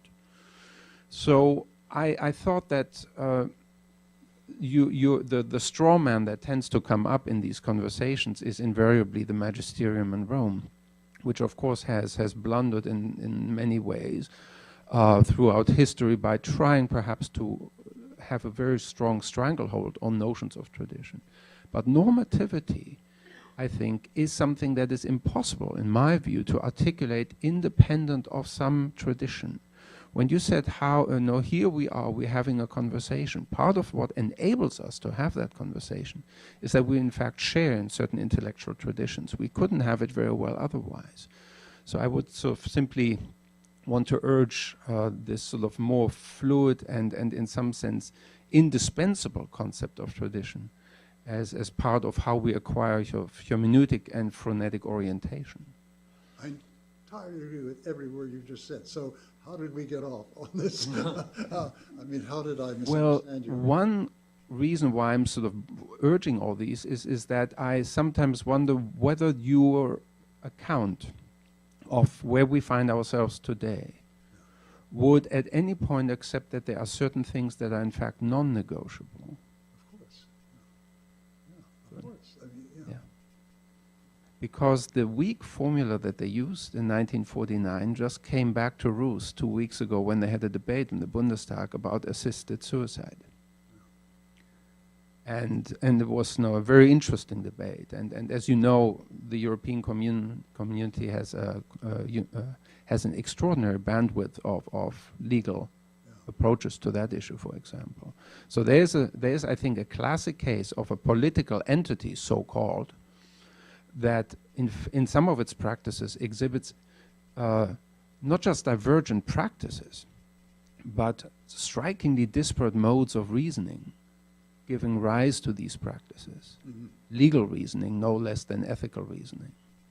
I think that is itself, in the long run, bound to be a problem for a community of states and nations. Absolutely, yeah. These are dilemmas that we're facing all the time. We're halfway through. We're going to take a 10-minute break. There are drinks and snacks outside. Please help yourselves, and then we will come back and talk more about a secular age. Yeah, okay. The second session today is going to really focus on sources of the self, and the graduate student who's going to begin our discussion is Ben Dillon. Good afternoon.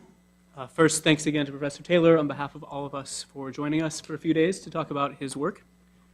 Second, thanks to Luke for asking me to say a few words about the book, A Secular Age. I've read through the book a few times since its publication in 2007, but Luke's invitation forced me to read it again, this time in the span of just a few days. And under these constraints, I noticed things about Taylor's argument and his narrative that I'd missed on previous readings, and I have once more learned much from the book, so for that I'm grateful. How does one introduce a book like A Secular Age? The book itself is around 884 pages, is informed by several decades of work in philosophy, history, political science, and is rooted in literatures spanning many centuries, several languages, and multiple scholarly disciplines. Furthermore, it has garnered careful scholarly attention since its publication 7 years ago, and not merely the sort of flash-in-the-pan attention that we academics tend to give to any new big book that appears on the shelves. Rather, attention to Taylor's narrative and its implications appear to be growing. This year alone, 3 volumes within my field of theology have been written on the book. It seems that what we needed were 7 years to process, read, reread, and process once more this complex set of narratives and arguments that has been offered to us. No doubt many of us will still be grappling with them 7 years from now. What then is there to say here about the book in just a few minutes? My remarks will come in 3 parts. First, I'll describe the basic question the book raises and some important features of its method. Second, and very briefly, I'll provide an overview of just one strand of the book's sweeping argument. In both of these parts, I'll pay special attention to the lexicon Taylor uses.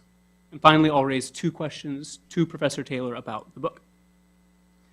In the year 1500, disbelief in God was almost impossible in the Latin West. Today, it is a live option for all of us. Indeed, one of the defining features of the modern West is the persistent appeal of disbelief in God. Hence the title of Taylor's book, A Secular Age. But what happened in the intervening 500 years to effect this change? That's the central question that motivates the book. And this is a question that has primarily to do with the conditions of belief in the modern West, and specifically now in the early 21st century. What does it mean for us in 2014 either to believe or to disbelieve in God, or in some other reality that transcends our ordinary reality? The first term in the book's lexicon, I'll note then, is the West. It's a vague term, of course, and a loaded one, tied up as it is with imperialism, colonialism, and ethnocentrism, and Taylor's fully aware of all this. But it's an unavoidable term in discourse of secularity, and Taylor helpfully stipulates what he means, which is simply those societies that have emerged from Latin Christendom, most of all the North Atlantic world. So this term, secularity, then, is intricately related to both the West and to modernity. For the purposes of Taylor's account, the modern West is that place where secularity has emerged as a defining condition, and the secular is likewise a phenomenon properly at home here in the West. A primary purpose of Taylor's book, then, is to intervene in a conversation about secularization, which is typically grounded in what gets called the secularization thesis.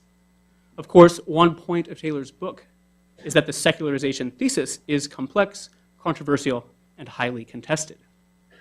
Stated as simply and non-controversially as possible, this thesis states that the modern West has become so thoroughly secularized that public space for religious discourse, practices, and norms is rapidly shrinking. This process often gets invoked by scholars, but it is rarely clear exactly what it means. Even Taylor, by the end of his book, is clear that he is dissatisfied with not just his own attempt at describing this term, but with the term itself. But it's what we have to work with, and so we do our best. Taylor rightly points out that there are thinner and wider versions of the secularity thesis, and that in its richer forms, the secularization thesis is a 3-storied affair. The ground floor represents the factual claim that religious belief and practice have declined in the West. The basement contains some explanatory hypotheses about this claim. And then the upper story, the second floor, makes claims about the consequent condition of religion today. Aware that the basement and the second floor are closely linked, Taylor offers in this book an account both of how we came to this condition and of what it means for religious belief today. Two general points then about Taylor's method. First is that he doesn't want analytic claims to stand on their own. This is rooted both in a deeper anthropological point about our necessarily embodied ways of knowing and of meaning making, which leads Taylor to resist an overemphasis on certain post-Reformation strands of epistemology. And here I'll use the H word again. He wants here instead a hermeneutic approach. But this is rooted also in a material claim about the character of our secular age. In the ways that we tend to speak of ourselves, we implicitly, if not explicitly, rely on a subtle narrative of historical progress, from naive belief to more sophisticated forms of either unbelief or a chastened kind of belief that recognizes my way of seeing things is not the only way. Thus, we need, Taylor insists, to advert to historical narrative to say who we are. And so, Taylor focuses on what he calls the social imaginary. This is the ways that people imagine their social existence, the common understanding that makes possible our common practices, and a widely shared sense of legitimacy. Taylor avoids reducing a social imaginary to a theory, because a social imaginary is more basically an unstructured and inarticulate understanding of our entire situation, within which particular features of our world show up for us in those particular ways. This, I take, is a more developed version of the aphorism Professor Hauerwas is fond of repeating around here. You can act only in a world you can see, and you can see only in a world you can speak. The primary target of Taylor's methodological criticism is the purveyors of what he calls the subtraction story of secularity, which suggests that we began in Latin Christendom with some nexus of beliefs and attitudes, then God was removed from that equation, and we are now left today with X minus belief in God, where X refers to whatever we had in, say, 1400. This is usually, but not always, accompanied by a secular triumphalism. Second, Taylor suggests that a generous and sympathetic account of where we are will try to look at the thickest forms of any competing way of seeing the world. As a result, Taylor's book aims to avoid closing off lines of inquiry or imposing its own narratives on others who might resist it. Instead, he offers close readings of a great number of texts, social phenomena, and historical periods. If we're to figure out how to go on in what he calls a nova situation, then we need broad exposure to the stories and perspectives of those around us who see the world as fundamentally different from how we see it. And so, in just a few minor points, I'll sketch one central strand of this narrative. This has already come up in the discussion about sources of the self, so I'll make this even shorter than I had intended. The story goes something like this. Beginning with the Christendom of the High Medieval period, Taylor traces key developments in the final centuries of Latin Christendom. Certain tensions internal to Christianity, such as the tension between its universalizing scope and its drive for reform, play out in complicated ways that lead to an explicit crisis in the Protestant Reformation of the 16th century. The period 1450 to 1650 is especially important to the story Taylor tells us. Here, in a zigzag effect of different extremes of reaction and counter-reaction, play out in a manifestation of new forms of sociality and new ways in which people conceive of themselves. In short, the West experiences a radical and sudden change of its social imaginary. Here, the rise of the disciplinary society and the great disembedding, which accompanies the replacement of the porous self with the buffered self. This gives way to a modern moral order and an accompanying moral imaginary. Here, several concepts become definitive: the economy, the notion of an extra-political public sphere, popular sovereignty, and the direct access society. This leads us then to a modern social imaginary in which competing worldviews mutually fragilize each other.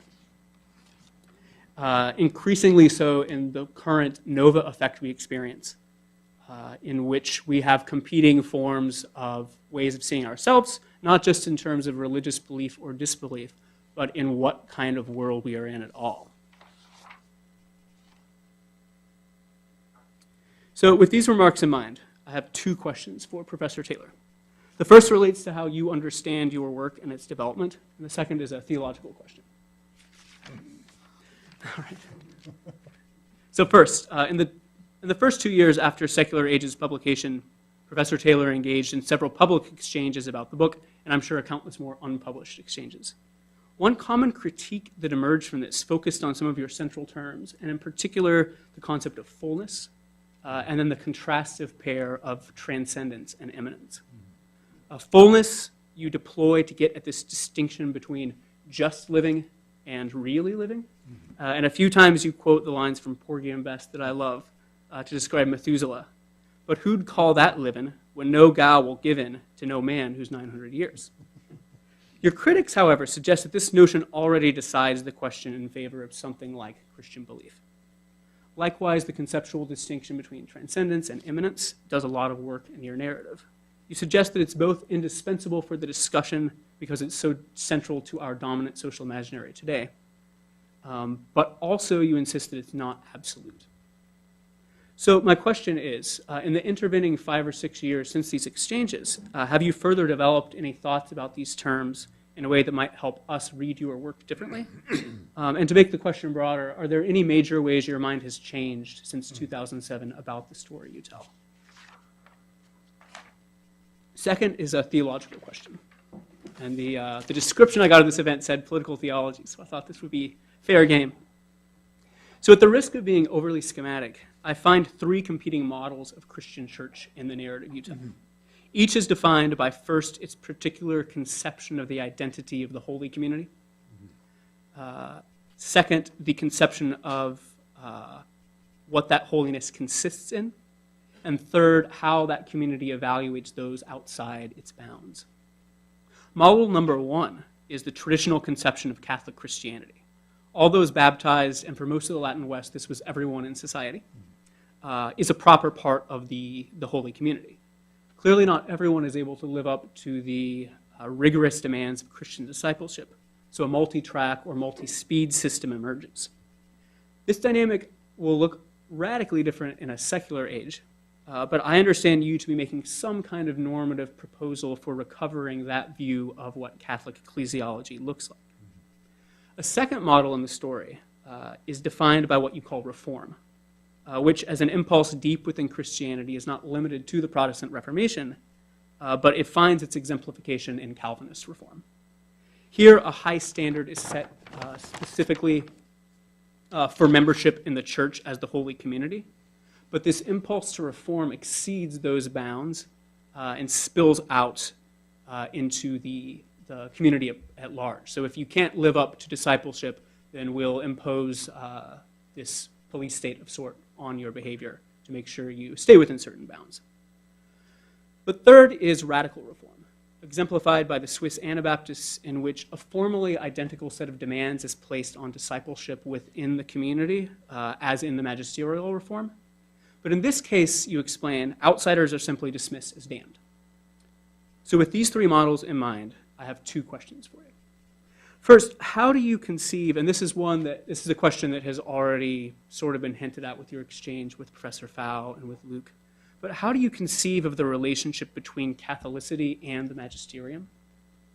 If Catholic Christianity aims at accommodating as many believers as possible within its bounds, what role do you see the magisterium as playing in managing, if not policing, those boundaries? And second, I might point to a different way of construing that third model of radical reform. There's a particularly post-Bardian way of thinking of the Anabaptist view of church that distances itself from identifying the church as heaven-bound and the world as hell-bound, instead focusing on the church and world as epistemological categories, which, while trying to avoid Rahner's imperialistic notion of the anonymous Christian, makes no judgment about saved or damned, but rather sees the church as those who, taking on this higher path of Christian discipleship, witnesses somehow to the broader shape that they believe God is bringing the world. So, thank you. Okay, well, thank you. Yes. All right, so what do I have? Do I have regrets about those terms? Yes, in a way. Well, no, I don't have regrets about fullness at all. I think it was just misunderstood, and I can't understand why people, after my Porgy and Bess analogy, want to go on seeing it as some kind of crypto-Christian.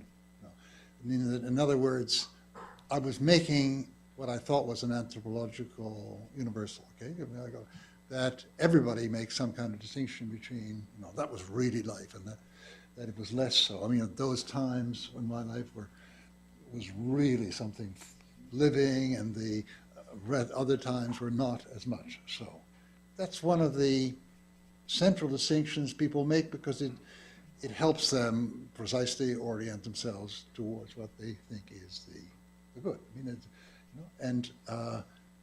so why introduce that? Well, because it's illuminating to understand what different outlooks, beliefs, commitments are like, if you can compare them in various ways. And one of the ways of comparing them is what's their notion of fullness.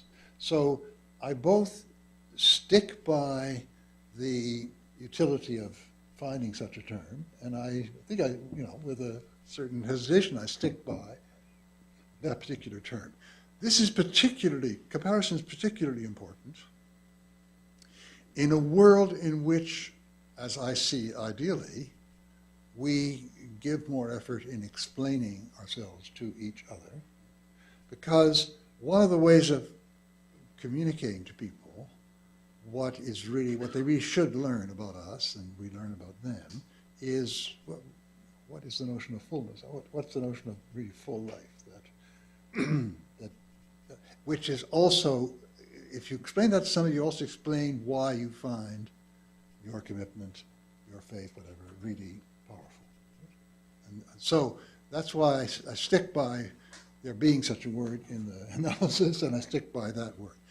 I have another view of immanent transcendent, because it obviously plays you false, but if I had to rewrite the book, I don't know what I'd do. It plays you false for the following reason, quite understandable, and I don't know how many people have said this to me.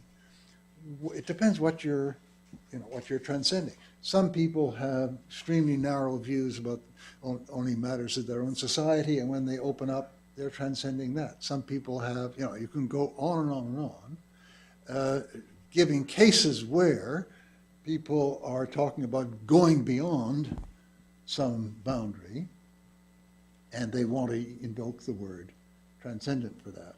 I thought I could get away with this because I thought there developed in Christendom this notion of the natural order and then the supernatural order, right? And I think it's not untrue to say that we're still in a way haunted by that. And so a lot of people align themselves when they're deciding what they believe, of whether, okay, we only accept this order here, or whether we go beyond. And I introduced that in another way with the concept of the immanent frame, right? So, but maybe I should have just stuck with that and not used immanent transcendent, because I don't know how many times this has been misunderstood by unhooking it from that supernatural natural distinction. Yeah. Now, there's another point that I want to take up that you said is very rightly so. I said both that this seems indispensable in people's imaginary, and that it's very questionable. And I had Dudubak type reasons for wondering whether we can make that neat cut between natural and supernatural as a correct theoretical idea. But that has not necessarily anything to do with imaginaries. Imaginaries very often operate with distinctions that, on reflection, we want theoretically to reject. But I mean, my big failure here is that, although I was pointing to what I think is a very common imaginary, do you want to go beyond, is there something beyond the natural order, etc.? I think that it's the refusal of many people to recognize this obviously was a failure of the book. Now, what I should have done instead of that, I'm still working over. So the second question, yeah, I suppose that I have Well, I think probably I'd like your third, or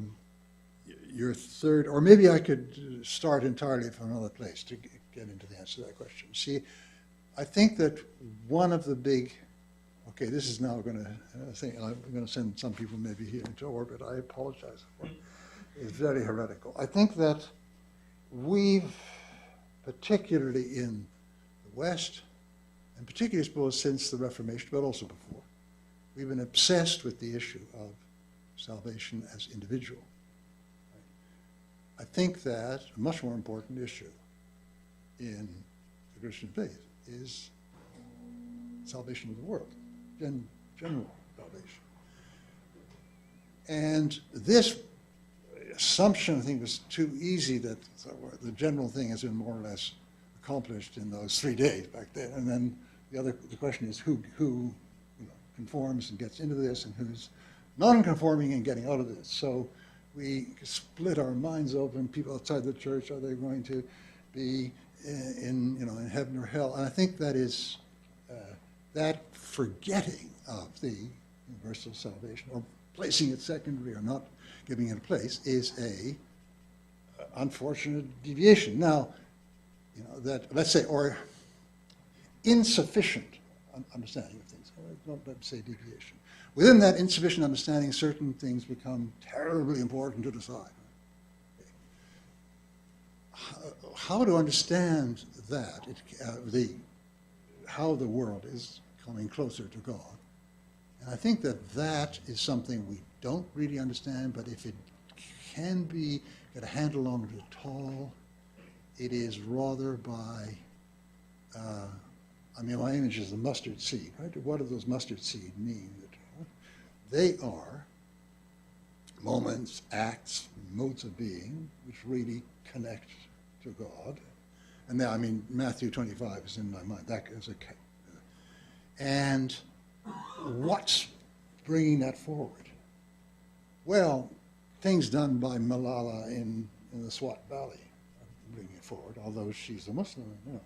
Things done by anybody, atheist doctors who become part of Médecins Sans Frontières. Those are the mustard seeds which are bringing the kingdom on in ways that we can't understand, right? So if you think of that as, because Matthew 25 doesn't say what their status is with their confessor, or what their status is. He said, I was hungry and you gave me to eat, which I take very seriously.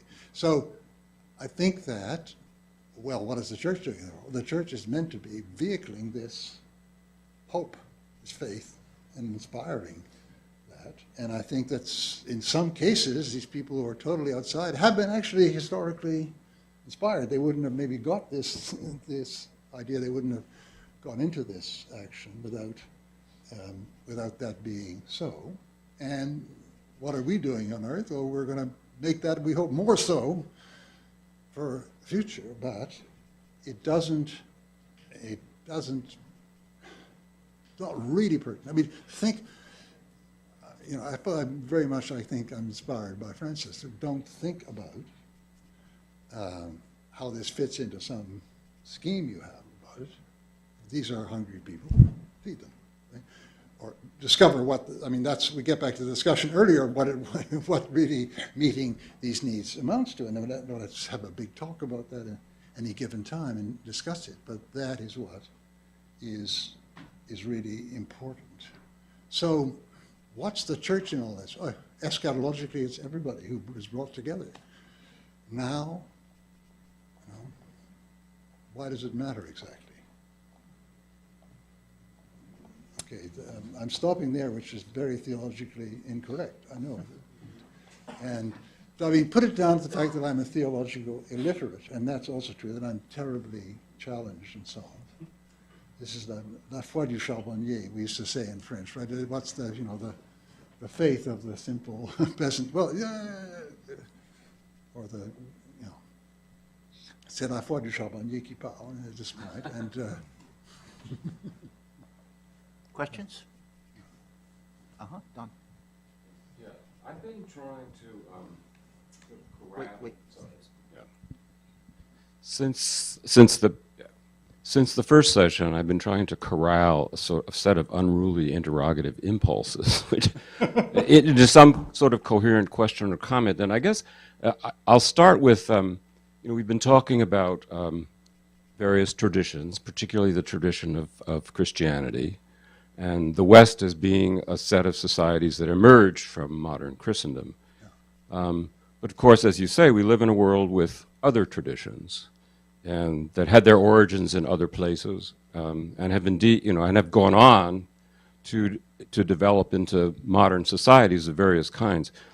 And it seems to me that all of these different traditions, religious traditions, major religious traditions, look back in time to some set of or involve reference to some sort of set of texts, some and or defining moments of the experience of the community, certain key events like the Passover in Judaism, and things like that, and that this is the sort of the source of, or the people in this tradition look back to these things as the source of what they return to over and over again in their efforts to grapple with the tasks that you were mentioning, about encountering other peoples, while still maintaining the integrity of your tradition in some way, looking back to the tradition, to these sources, and trying to answer questions about how can we modify, or should we modify,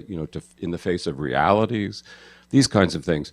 And all of these it seems like these major traditions originated, roughly around in a similar period of time. Some people have called it the axial age, whatever. Anyway, but of course, human beings were social cultural beings, and also religious beings for a long time before that. And so I'm trying to think about, it seemed like it was one of the questions sort of recurring in here is the question of what are the sources of normativity, that is, your vision of the good against which you measure and attempt to answer various kinds of questions. And it seems like certainly in Christianity and in these other traditions, you look back. You always go back to this in some way, and possibly, there's a tradition of commentary on the texts. In the Catholic Church, there's also a tradition of saints, which I see as recognition of lives who, in a naturalistic framework, they're somehow exemplary for aspects of this tradition. And so you consult these things when you're faced with dilemmas, and you have, in any case. So I'm trying to imagine, suppose you see yourself standing in the present moment and looking not only back 2,000 or 3,000 years, but forward 2,000 or 3,000 years. Yeah. And think about, do you think that it's possible, to see human life within a framework in which these kinds of, the sorts of traditions that are embodied in these various ways, against which people, that articulate this vision of a good life and good society, and against which people measure their decisions and shape their lives, as somehow possible outside of what has been traditionally a religious tradition, but not maybe outside a religious tradition in the broadest sense. Here I'm thinking of Geertz's idea of religion embodying a set of sacred symbols, and these symbols, what they do is they unify, they somehow integrate and unify the ethos and the worldview. There's our understanding of the natural world and how we think about we ought to live, the vision of the good, and that it's not about God or any sort of theistic or supernatural sort of source in this, as I see it anyway. So could you imagine, the possibility that humans would, at some point in the far distant future, be able to find sources for this kind of good, which would be religious in that sense, and it might be compelling, and might be embodied in various kinds of,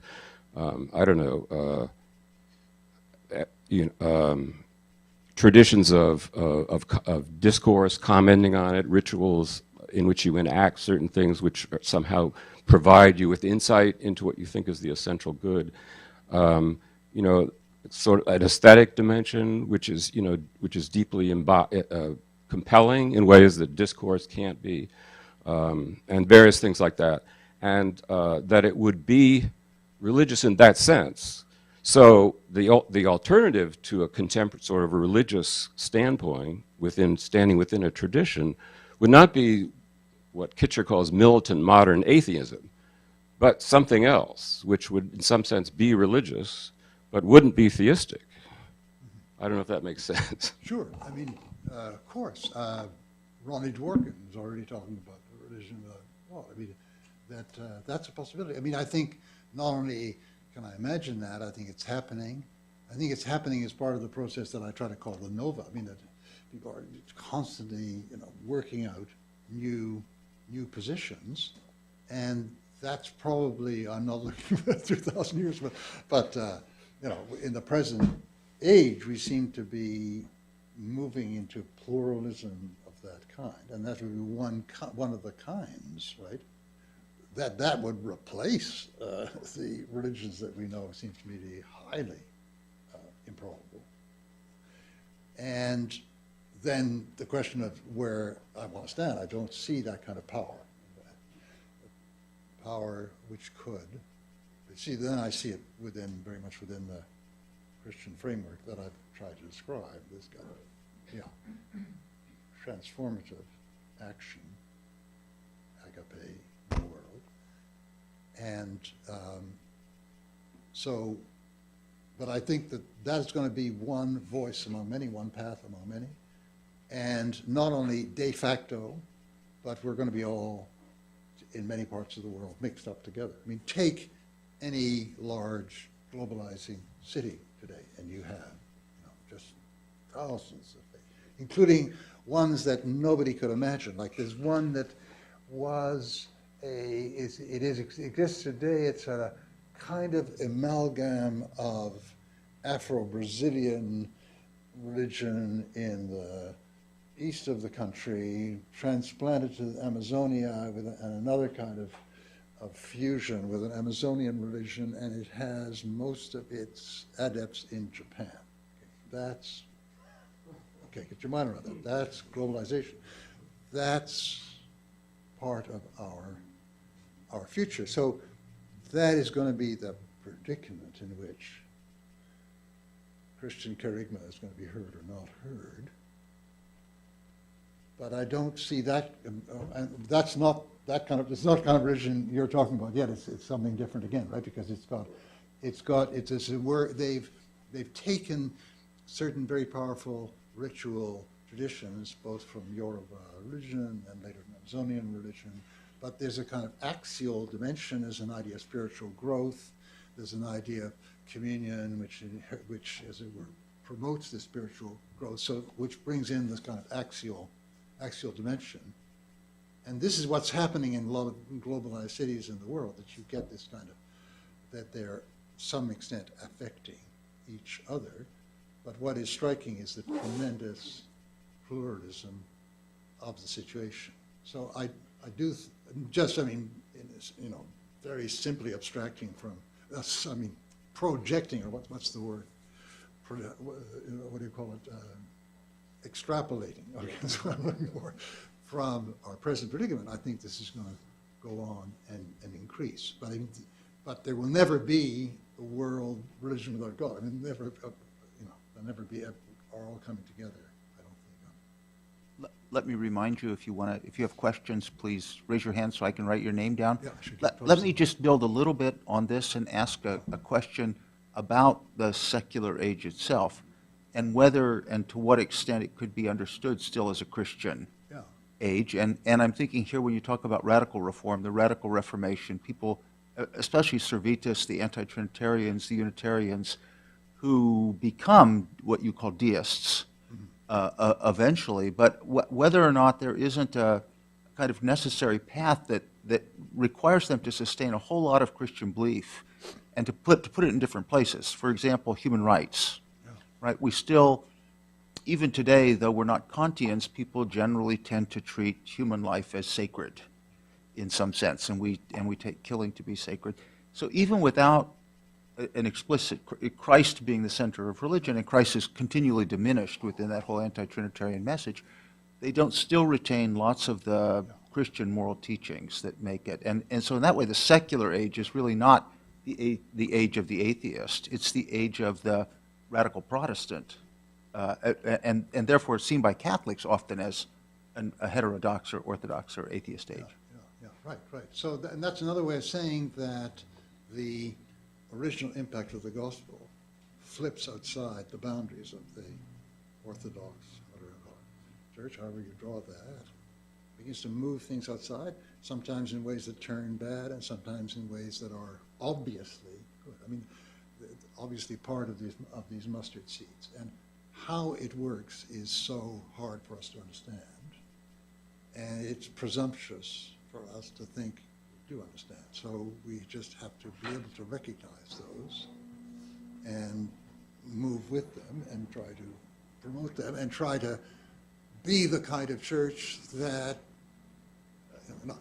I'll peel back for a minute, the kind of good things that are happening in human rights are the good fruit of being that church throughout all those centuries, right? Now we want to be the church through this and the following centuries, and it should be that, doing that, we're promoting spillover goods in the 27th, see what I mean? That's the goal. Although many devout Christians would characterize Unitarians even, or anti-Trinitarians in any case, as not falling within the church, right? They're not part of the community. Right, okay, I mean, people are going to have different views about that, and it's very important, when we talk about our communal life and our particularly sacramental life, which has happened within recognized boundaries and communities. And I'm not saying that the present ones are always acceptable. I mean, not being able to intercommunicate with Orthodox and Anglicans is a real problem. So that's very important for that reason, but it's not important for issues of, salvation is not necessarily important, but God, the Spirit floweth where it listeth, and it's not important for judging whether these are really mustard seeds of the ultimate kingdom, which the discernment is, what's being done, what's happening. Okay, I have Michael first and then over here. Thank you again for being willing to come here and talk to us. My question is about who it is that is secular. And I get a sense that there are at least 3 discrete ways in which you use this. One way, the least common, is to refer to those, even in the ancient world, as particular individuals or sects that might be regarded as non-theistic. And I'm thinking in particular of the Epicureans that you mentioned. A second group, which is very large, the largest entity, might be everyday people, most people, the mass of people, those who might not be particularly reflective, those who do not have to break with custom or tradition in order to be non-believers. And in between that is a smaller group, but larger than the first, namely what we could call the elites. And here I'm thinking of your comments with reference to Gibbon, that he at least seems to acknowledge that a Roman elite may have paid lip service to religious beliefs without necessarily taking them seriously. My question is, when you use a term like the secular age in its most comprehensive sense, is it necessarily the case that all 3 of those groups have to have become secularized in the sense that you use it? Is there a moment in which, well, let me ask the question in a negative way. Would it have been possible for us not to be in a secular age had any one of those three groups, all right, not become secular. And I'm thinking particularly of the largest group. Yeah, well, I think, did Gibbon read the elite that way? I'm not sure that somebody who got his mind into that 18th century, distance from religion perspective, probably couldn't understand the ancient Romans. I mean, he sort of thinks of them as analogous to some of the not very biased advisors to kings, or kings who are manipulating the system in order, to get the plebs to obey. And,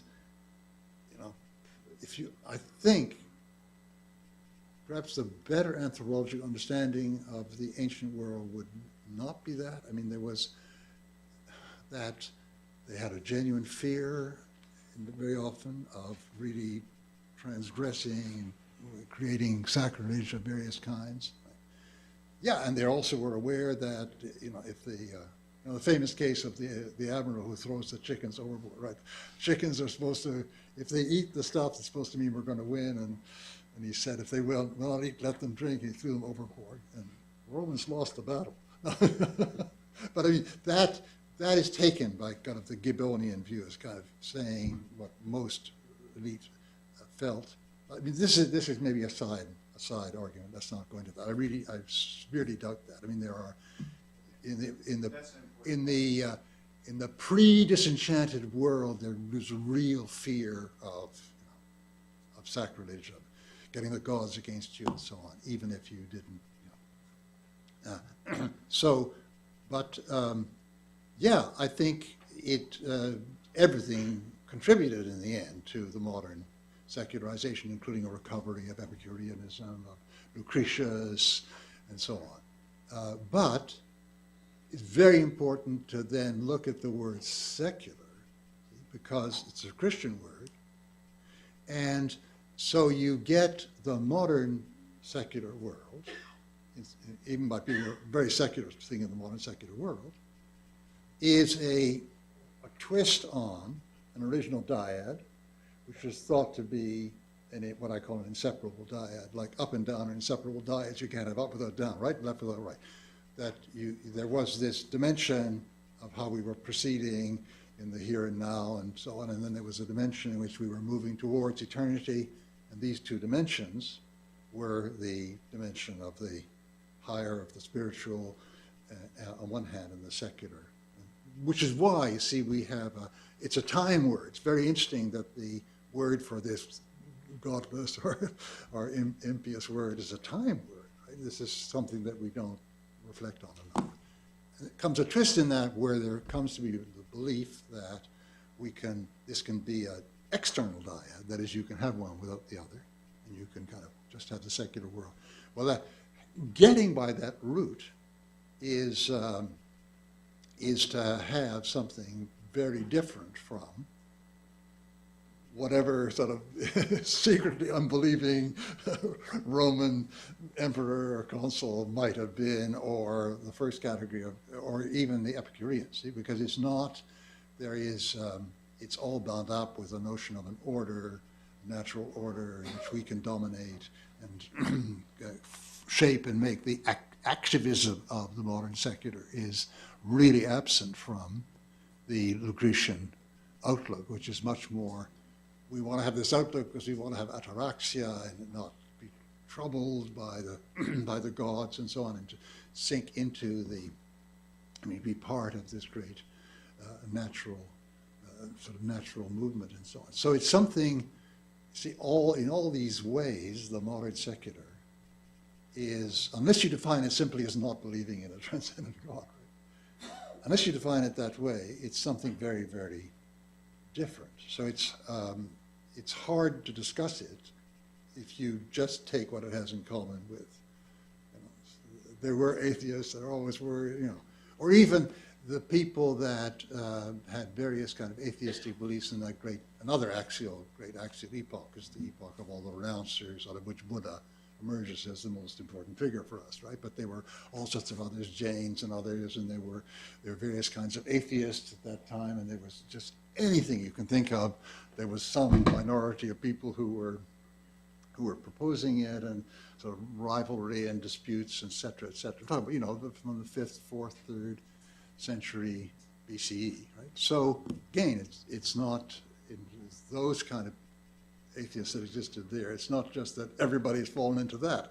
We have a very, very different way of grasping the world to be secular today, which actually straddles, is in common in many respects between believers and unbelievers today.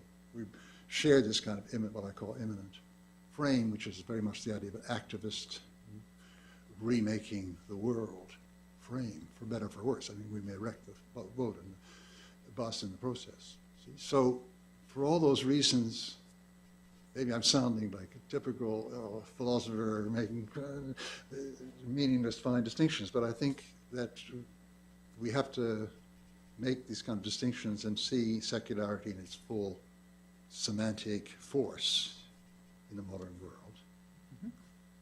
Over here, question?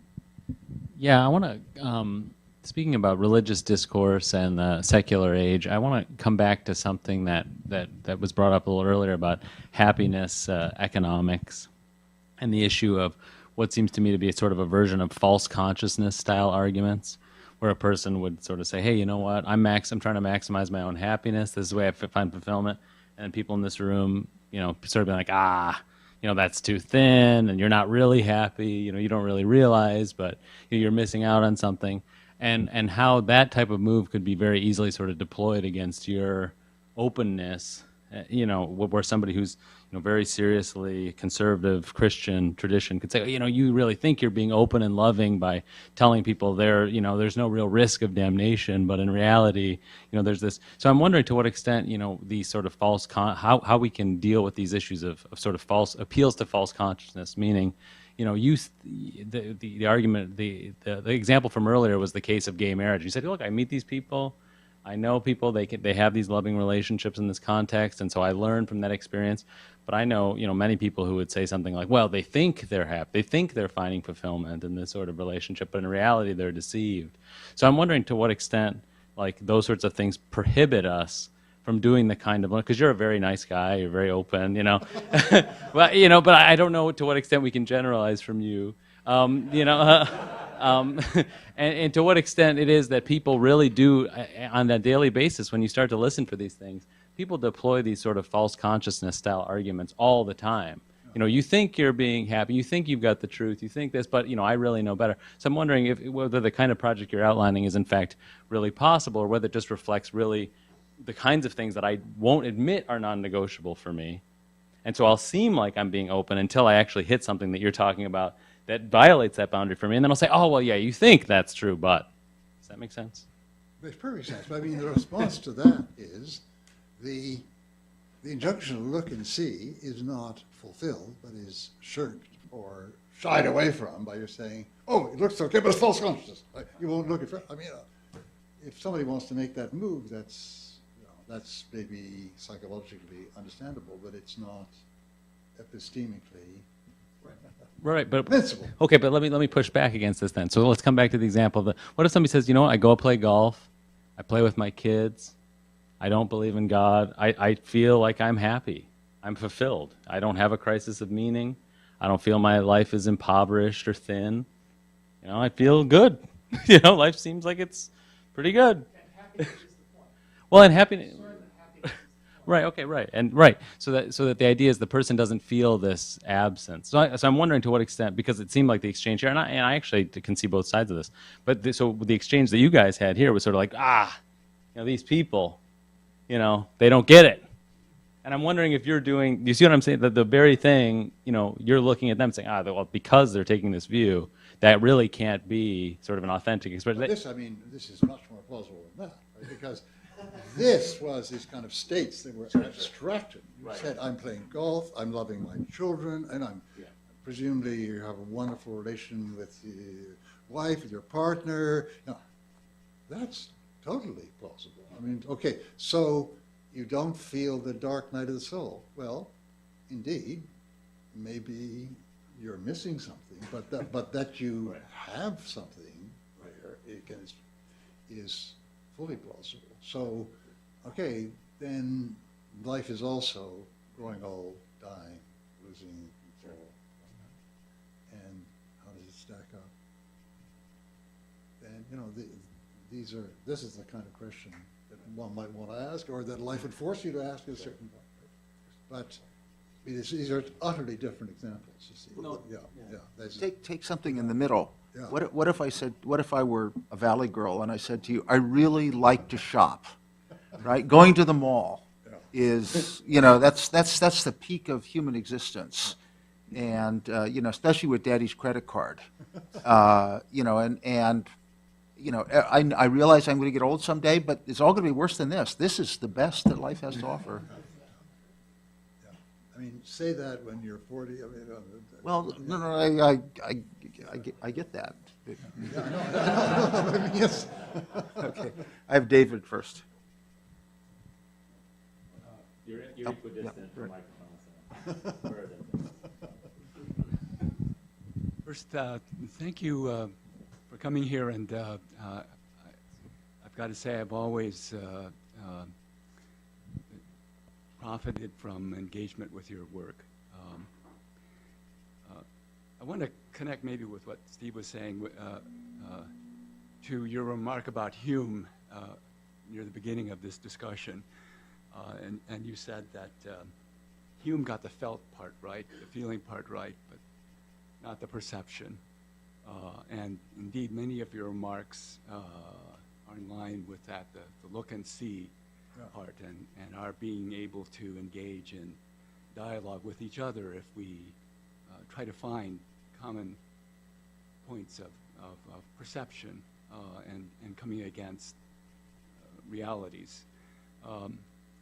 But a lot of what's in the air now is how the felt part conditions the perception part, and how it gets entangled with the perception part, so that it's harder to, especially when we come up against some of our fundamental disagreements, harder to disentangle the felt part from the perception part.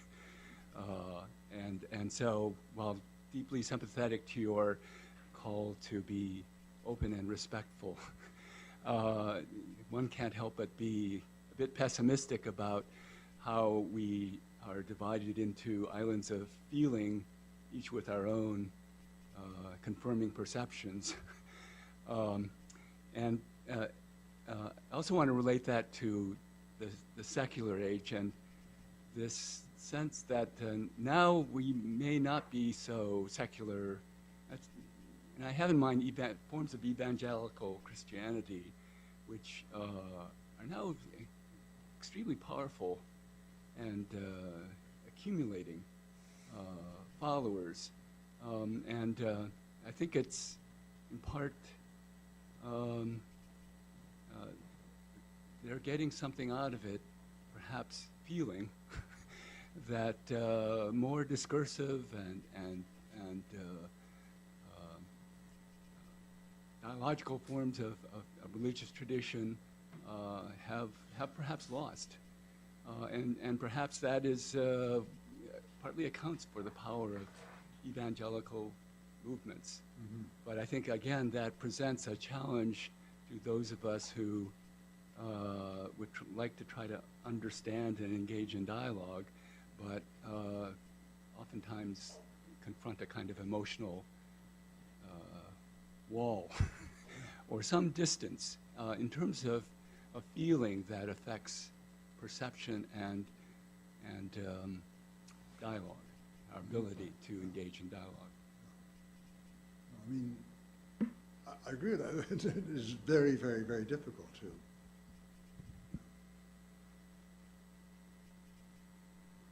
Can I give just a further example of that? I was in Jerusalem several years ago, and I went to the Armenian church there, where they had a wonderful service in the afternoon that was done by most of the students who were there in the seminary, and it was the only time that wonderful churches open, and people come in droves, all not noticing the signs that everywhere say no pictures, and they take pictures and then they leave. And I and two other American women stayed through the whole service, and as we were leaving, I said to them, did they enjoy the service? And they said, well, you know, I used to be Catholic, but we don't do Latin masses like this anymore. And I thought, well, okay, it was in Armenian. They at least had the idea that the ceremony mattered. But the ceremony really mattered to the priests, right? They weren't really mediating this to anybody else, right? The next day I went to the supposed site of the Last Supper, and there were 300 Pentecostals who were talking in tongues, collapsing on the floor, et cetera, et cetera. And I left wondering whether the Christianity wasn't either one thing or another, a completely close community that only belonged to the priests, or groups of people talking in ways quite enthusiastically, but not understanding a word that anybody else was saying. So I wonder whether, I mean, and you come down in the middle for something like a discursive community, but this is building on David's question. Lots of our communities are not necessarily based on discourse. They're based on ritual, they're based on liturgy, or they're based on some radically individualized experience. So I'm wondering if we look at what's happening globally to Christianity with the growth, especially growth of Pentecostalism, whether or not this is likely to be discursive in the way that you would like it to be, and if not, what do you think could be done about that? Well, I didn't mean discursive as against, well, excluding ritual. I meant ritual and discursive. Now, there's going to be, there has been and there will be all sorts of refractions of what the Christian message is, including some that aren't discursive. But in the end, in order to live with others, there has to be some discourse. You know, exchanging how do we live together, or do we live in totally, we can have this living in totally siloed communities, which is one of the Anabaptist products, was the idea of a silo community. And we have in Canada some like that, right? Particularly in the West, where the minimum contact with the outside world. And of course, they don't necessarily hold everybody, right? And there's a certain amount of,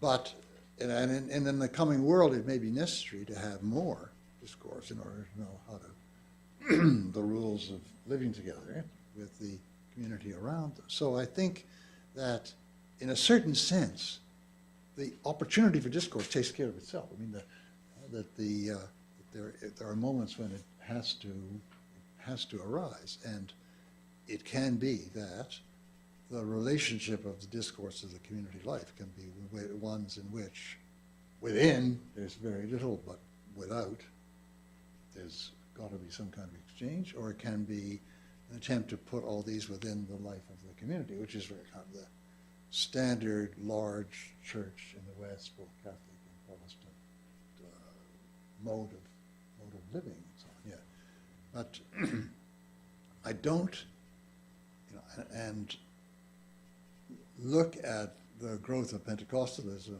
in the world, Brazil, and it's bubbling up institutions to train the clergy, and therefore developing into theological expressions and academic work in theology. It's all these different aspects of a fuller life are being produced out of what maybe originally had been communities of converts simply around a pastor and so on, with a great deal of charismatic authority. But, I'm pulling favor in here, right? The charismatic authority gets outdated. I mean, you get, routinized in some respects, and therefore it has to carry on, et cetera. So I think that relationship will take care of itself. Now, what will go into the discourse, whether it really be exchange, whether it will really be learning how to live together in some kind of harmony and mutual respect and some kind of sense of both contributing to, that's a big issue, but that there will be a place for discourse, for theorization, and so on. It's, I think, Thomas? Excuse me. So I was wondering, as I reviewed the book yesterday night again, I didn't read all of it, but I tried. Again. I see many voices informing your argument. I see sociological arguments. I see what they call philosophische Anthropologie. Somewhat different valence in English, but no, sort of. it's in my language too. I mean, Yeah. Philosophy, obviously. I see very little in the book, after all, concerned with the sort of evolving place and practice of religion. I see very little theology. And one of the things I was wondering is whether there are, at this point, any theological writers, more recent or distant, who have in some significant way contributed to your conception of religion as you began to work out your argument. yeah, I mean, this. And who they are in particular. Yes. I mean, autobiographically, I really got started in all this. It was before Vatican II, but it's another accident of where I come from. I come from Quebec. And a great deal of the thinking, which eventually emerged in Vatican II, came out of French-speaking members of the Dominican and Jesuit orders, Concal, for instance, Dubac. And they had, it was very intense communication across the Atlantic with the Francophone members of those orders who were all going to study at the Sochoir. So among people that were somewhat concerned about the faith and not terribly happy with the kind of very authoritarian church that we had in Quebec at the time, the works of Congal and Dubac and others circulated, including even sort of very young and extremely ill-educated, I mean, theologically, people like me. And it sort of continued from there. I mean, I also was to some extent influenced by, which was not separate from, not foreign from this influence, an influence of a certain take on Eastern Orthodox, Russian Orthodox theology, which is vehicled. I mean, you know, and other people that I read, you know, Bebjayev and some Bulgakov and so on. And then, as time, I mean, recently I find a great deal of affinity with certain elements of British radical orthodoxy. I could probably go on if I thought more and more and more. But I have never made, as you probably already have been aware, I've never made a systematic study of theology, and as I'm kind of illiterate in that, or I'm sort of taster from the outside. But I mean, this is what Orthodox sociologists think of me in relation to sociology, and historians think of me in relation to history, and philosophers certainly think of me in relation to philosophy, and it worries me. But You are a chimera, but we'll go to Luke. So yes, I want to take a political turn. And one of the things that doesn't show up so much in the book is the role of the state and political authority, and particularly debates around sovereignty in constructing our sense of the necessity of the expulsion of religion and the formation of the kind of public-private divide. Although it's kind of crucial to our current both kind of material practices of how we negotiate secularity and its conceptual kind of operations. And I just wondered that there's this, you very much specify, you're talking about Latin Christendom, and then in Latin Christendom there's this hugely significant move, particularly from Pope Gelasius onwards, in the kind of 5th century, of the doctrine of the two. And so that there should be a proper division, and it is a theological division. After Christ, there can be no sacral kingship. And there's always an attempt to overcome that. And we have, this is kind of Kantorowicz's point about the attempts to kind of re-sacralize political authority.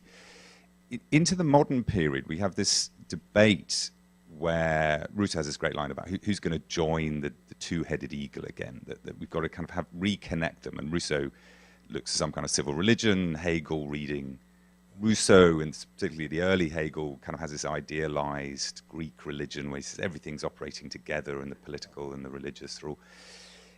And we've kind of rejected that view, particularly post-Second World War, and gone back to a kind of stricter public-private divide.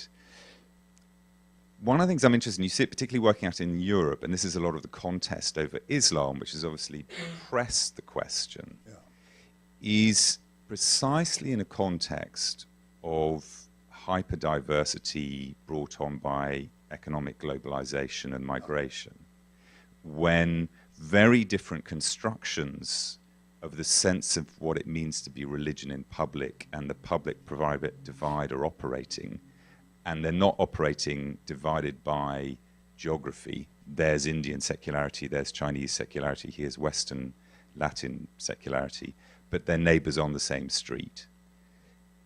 In that context, we still have this Latin Christian legacy mixed up with post-Enlightenment debates about public-to-private divide, and should the state reconcile the doctrine of the two, or should they be separated, and how does that operate?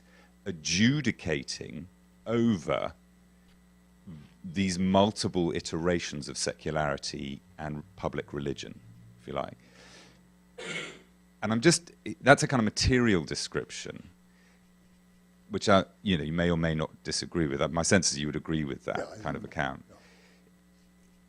Normatively and prescriptively, what are the ways in which, and you've been involved in public, deliberations about this, normatively and prescriptively, how do we kind of conceptualize the proper kinds of adjudication without slipping back into one or other of these kind of options on the table? Or do you think we just have to operate with those options on the table? Or is there some other kind of, you would prescribe some other kind of way?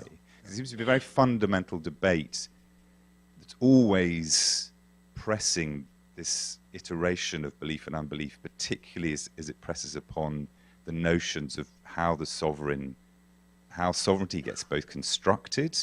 We can no longer have the two, we need one, or we need to fragment it, or we need to federalize it, but the place of religion and its press upon the coherence and the integrity of the political sovereign has been a key neuralgic point around which secularity is both produced and kind of normatively prescribed.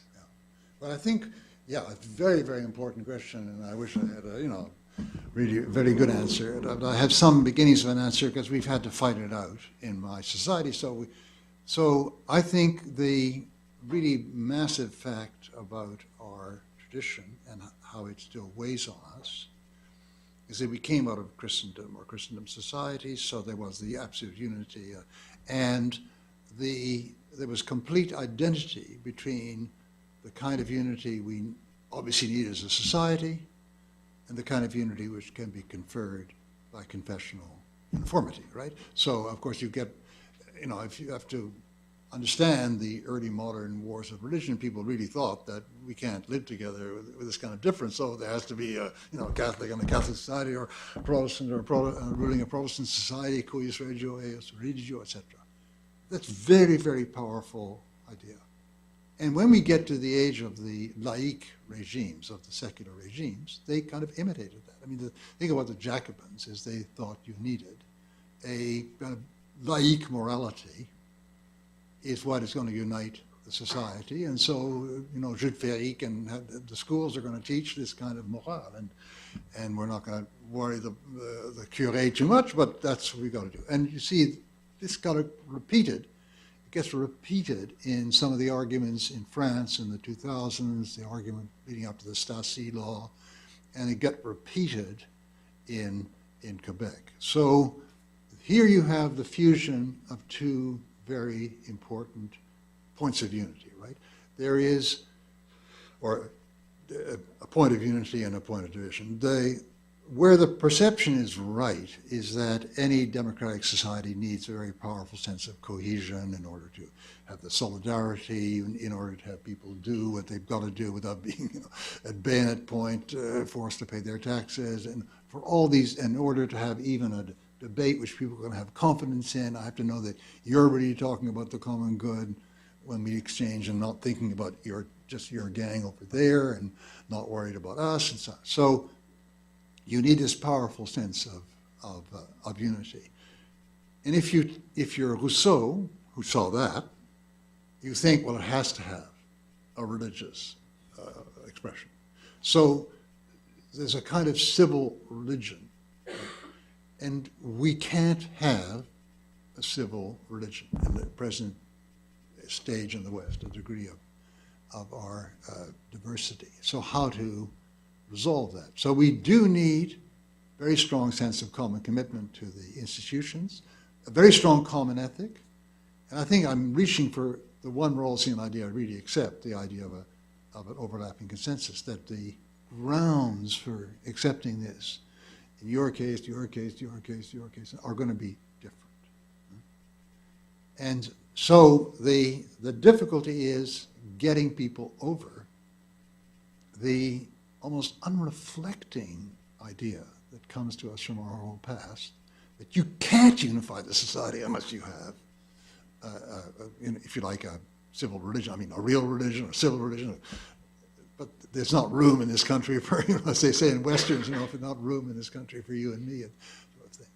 And that requires a new kind of invention of new kinds of patriotism, which are hard to get people to accept. But we're stuck in the point where we can't do otherwise. And the result of not finding that kind of solution is the encroachment, once again, of old laïque ideas in which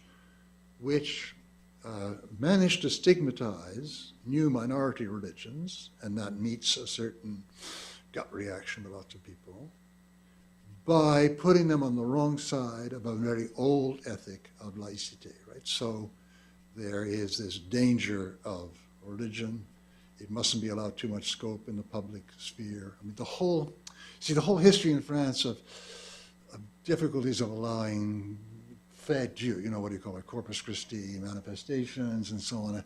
It comes out again when people say in Marseille, these Muslims are praying in the street. I mean, what's going on? Okay, maybe it's obstructing the traffic, but it's not treated as it's a problem obstructing the traffic. It's treated as they're creeping up on us, you see. And we have a big battle, which this easily turns into Islamophobia, of course, with the geopolitical situation not helping. So we're in that situation where we have to fight back against this kind of secularism / laïcité, depending on what language you're speaking. And then we have a series of dilemmas, obviously arise from this, which you have in this country keep rising, whether the application of a certain rule is going to involve, as it were, overriding people's conscience. So you need all sorts of issues arise about, people practicing abortion in a clinic, and the nurse says no.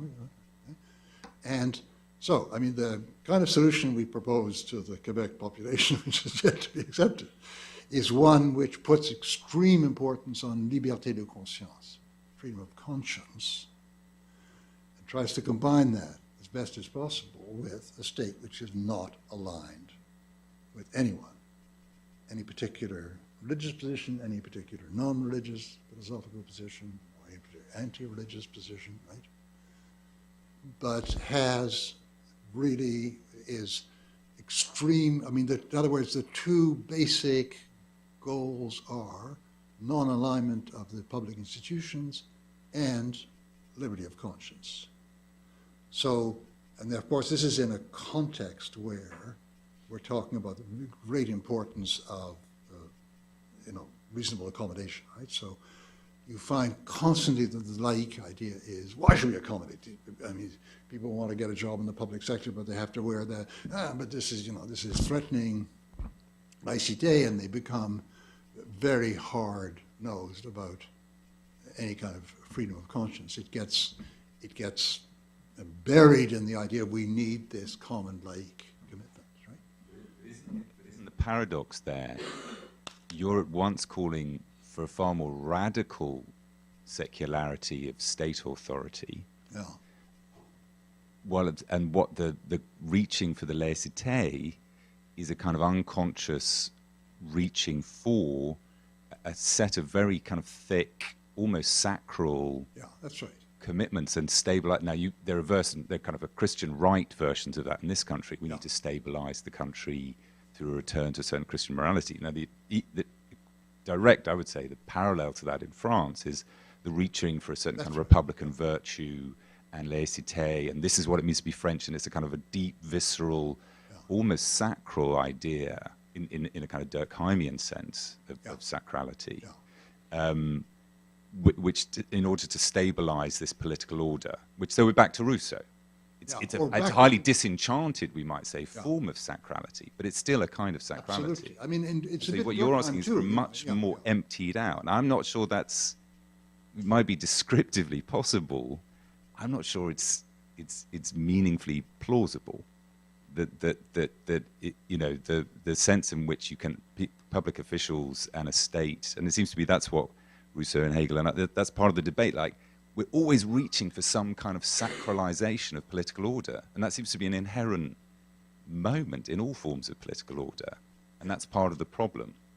I'm going to let Professor Taylor answer that question tomorrow, right here, at the Conference on Religious Order. We have to be out of here relatively soon. I'm going to give him time to thought. He won't have to talk for a while before he can think of an answer.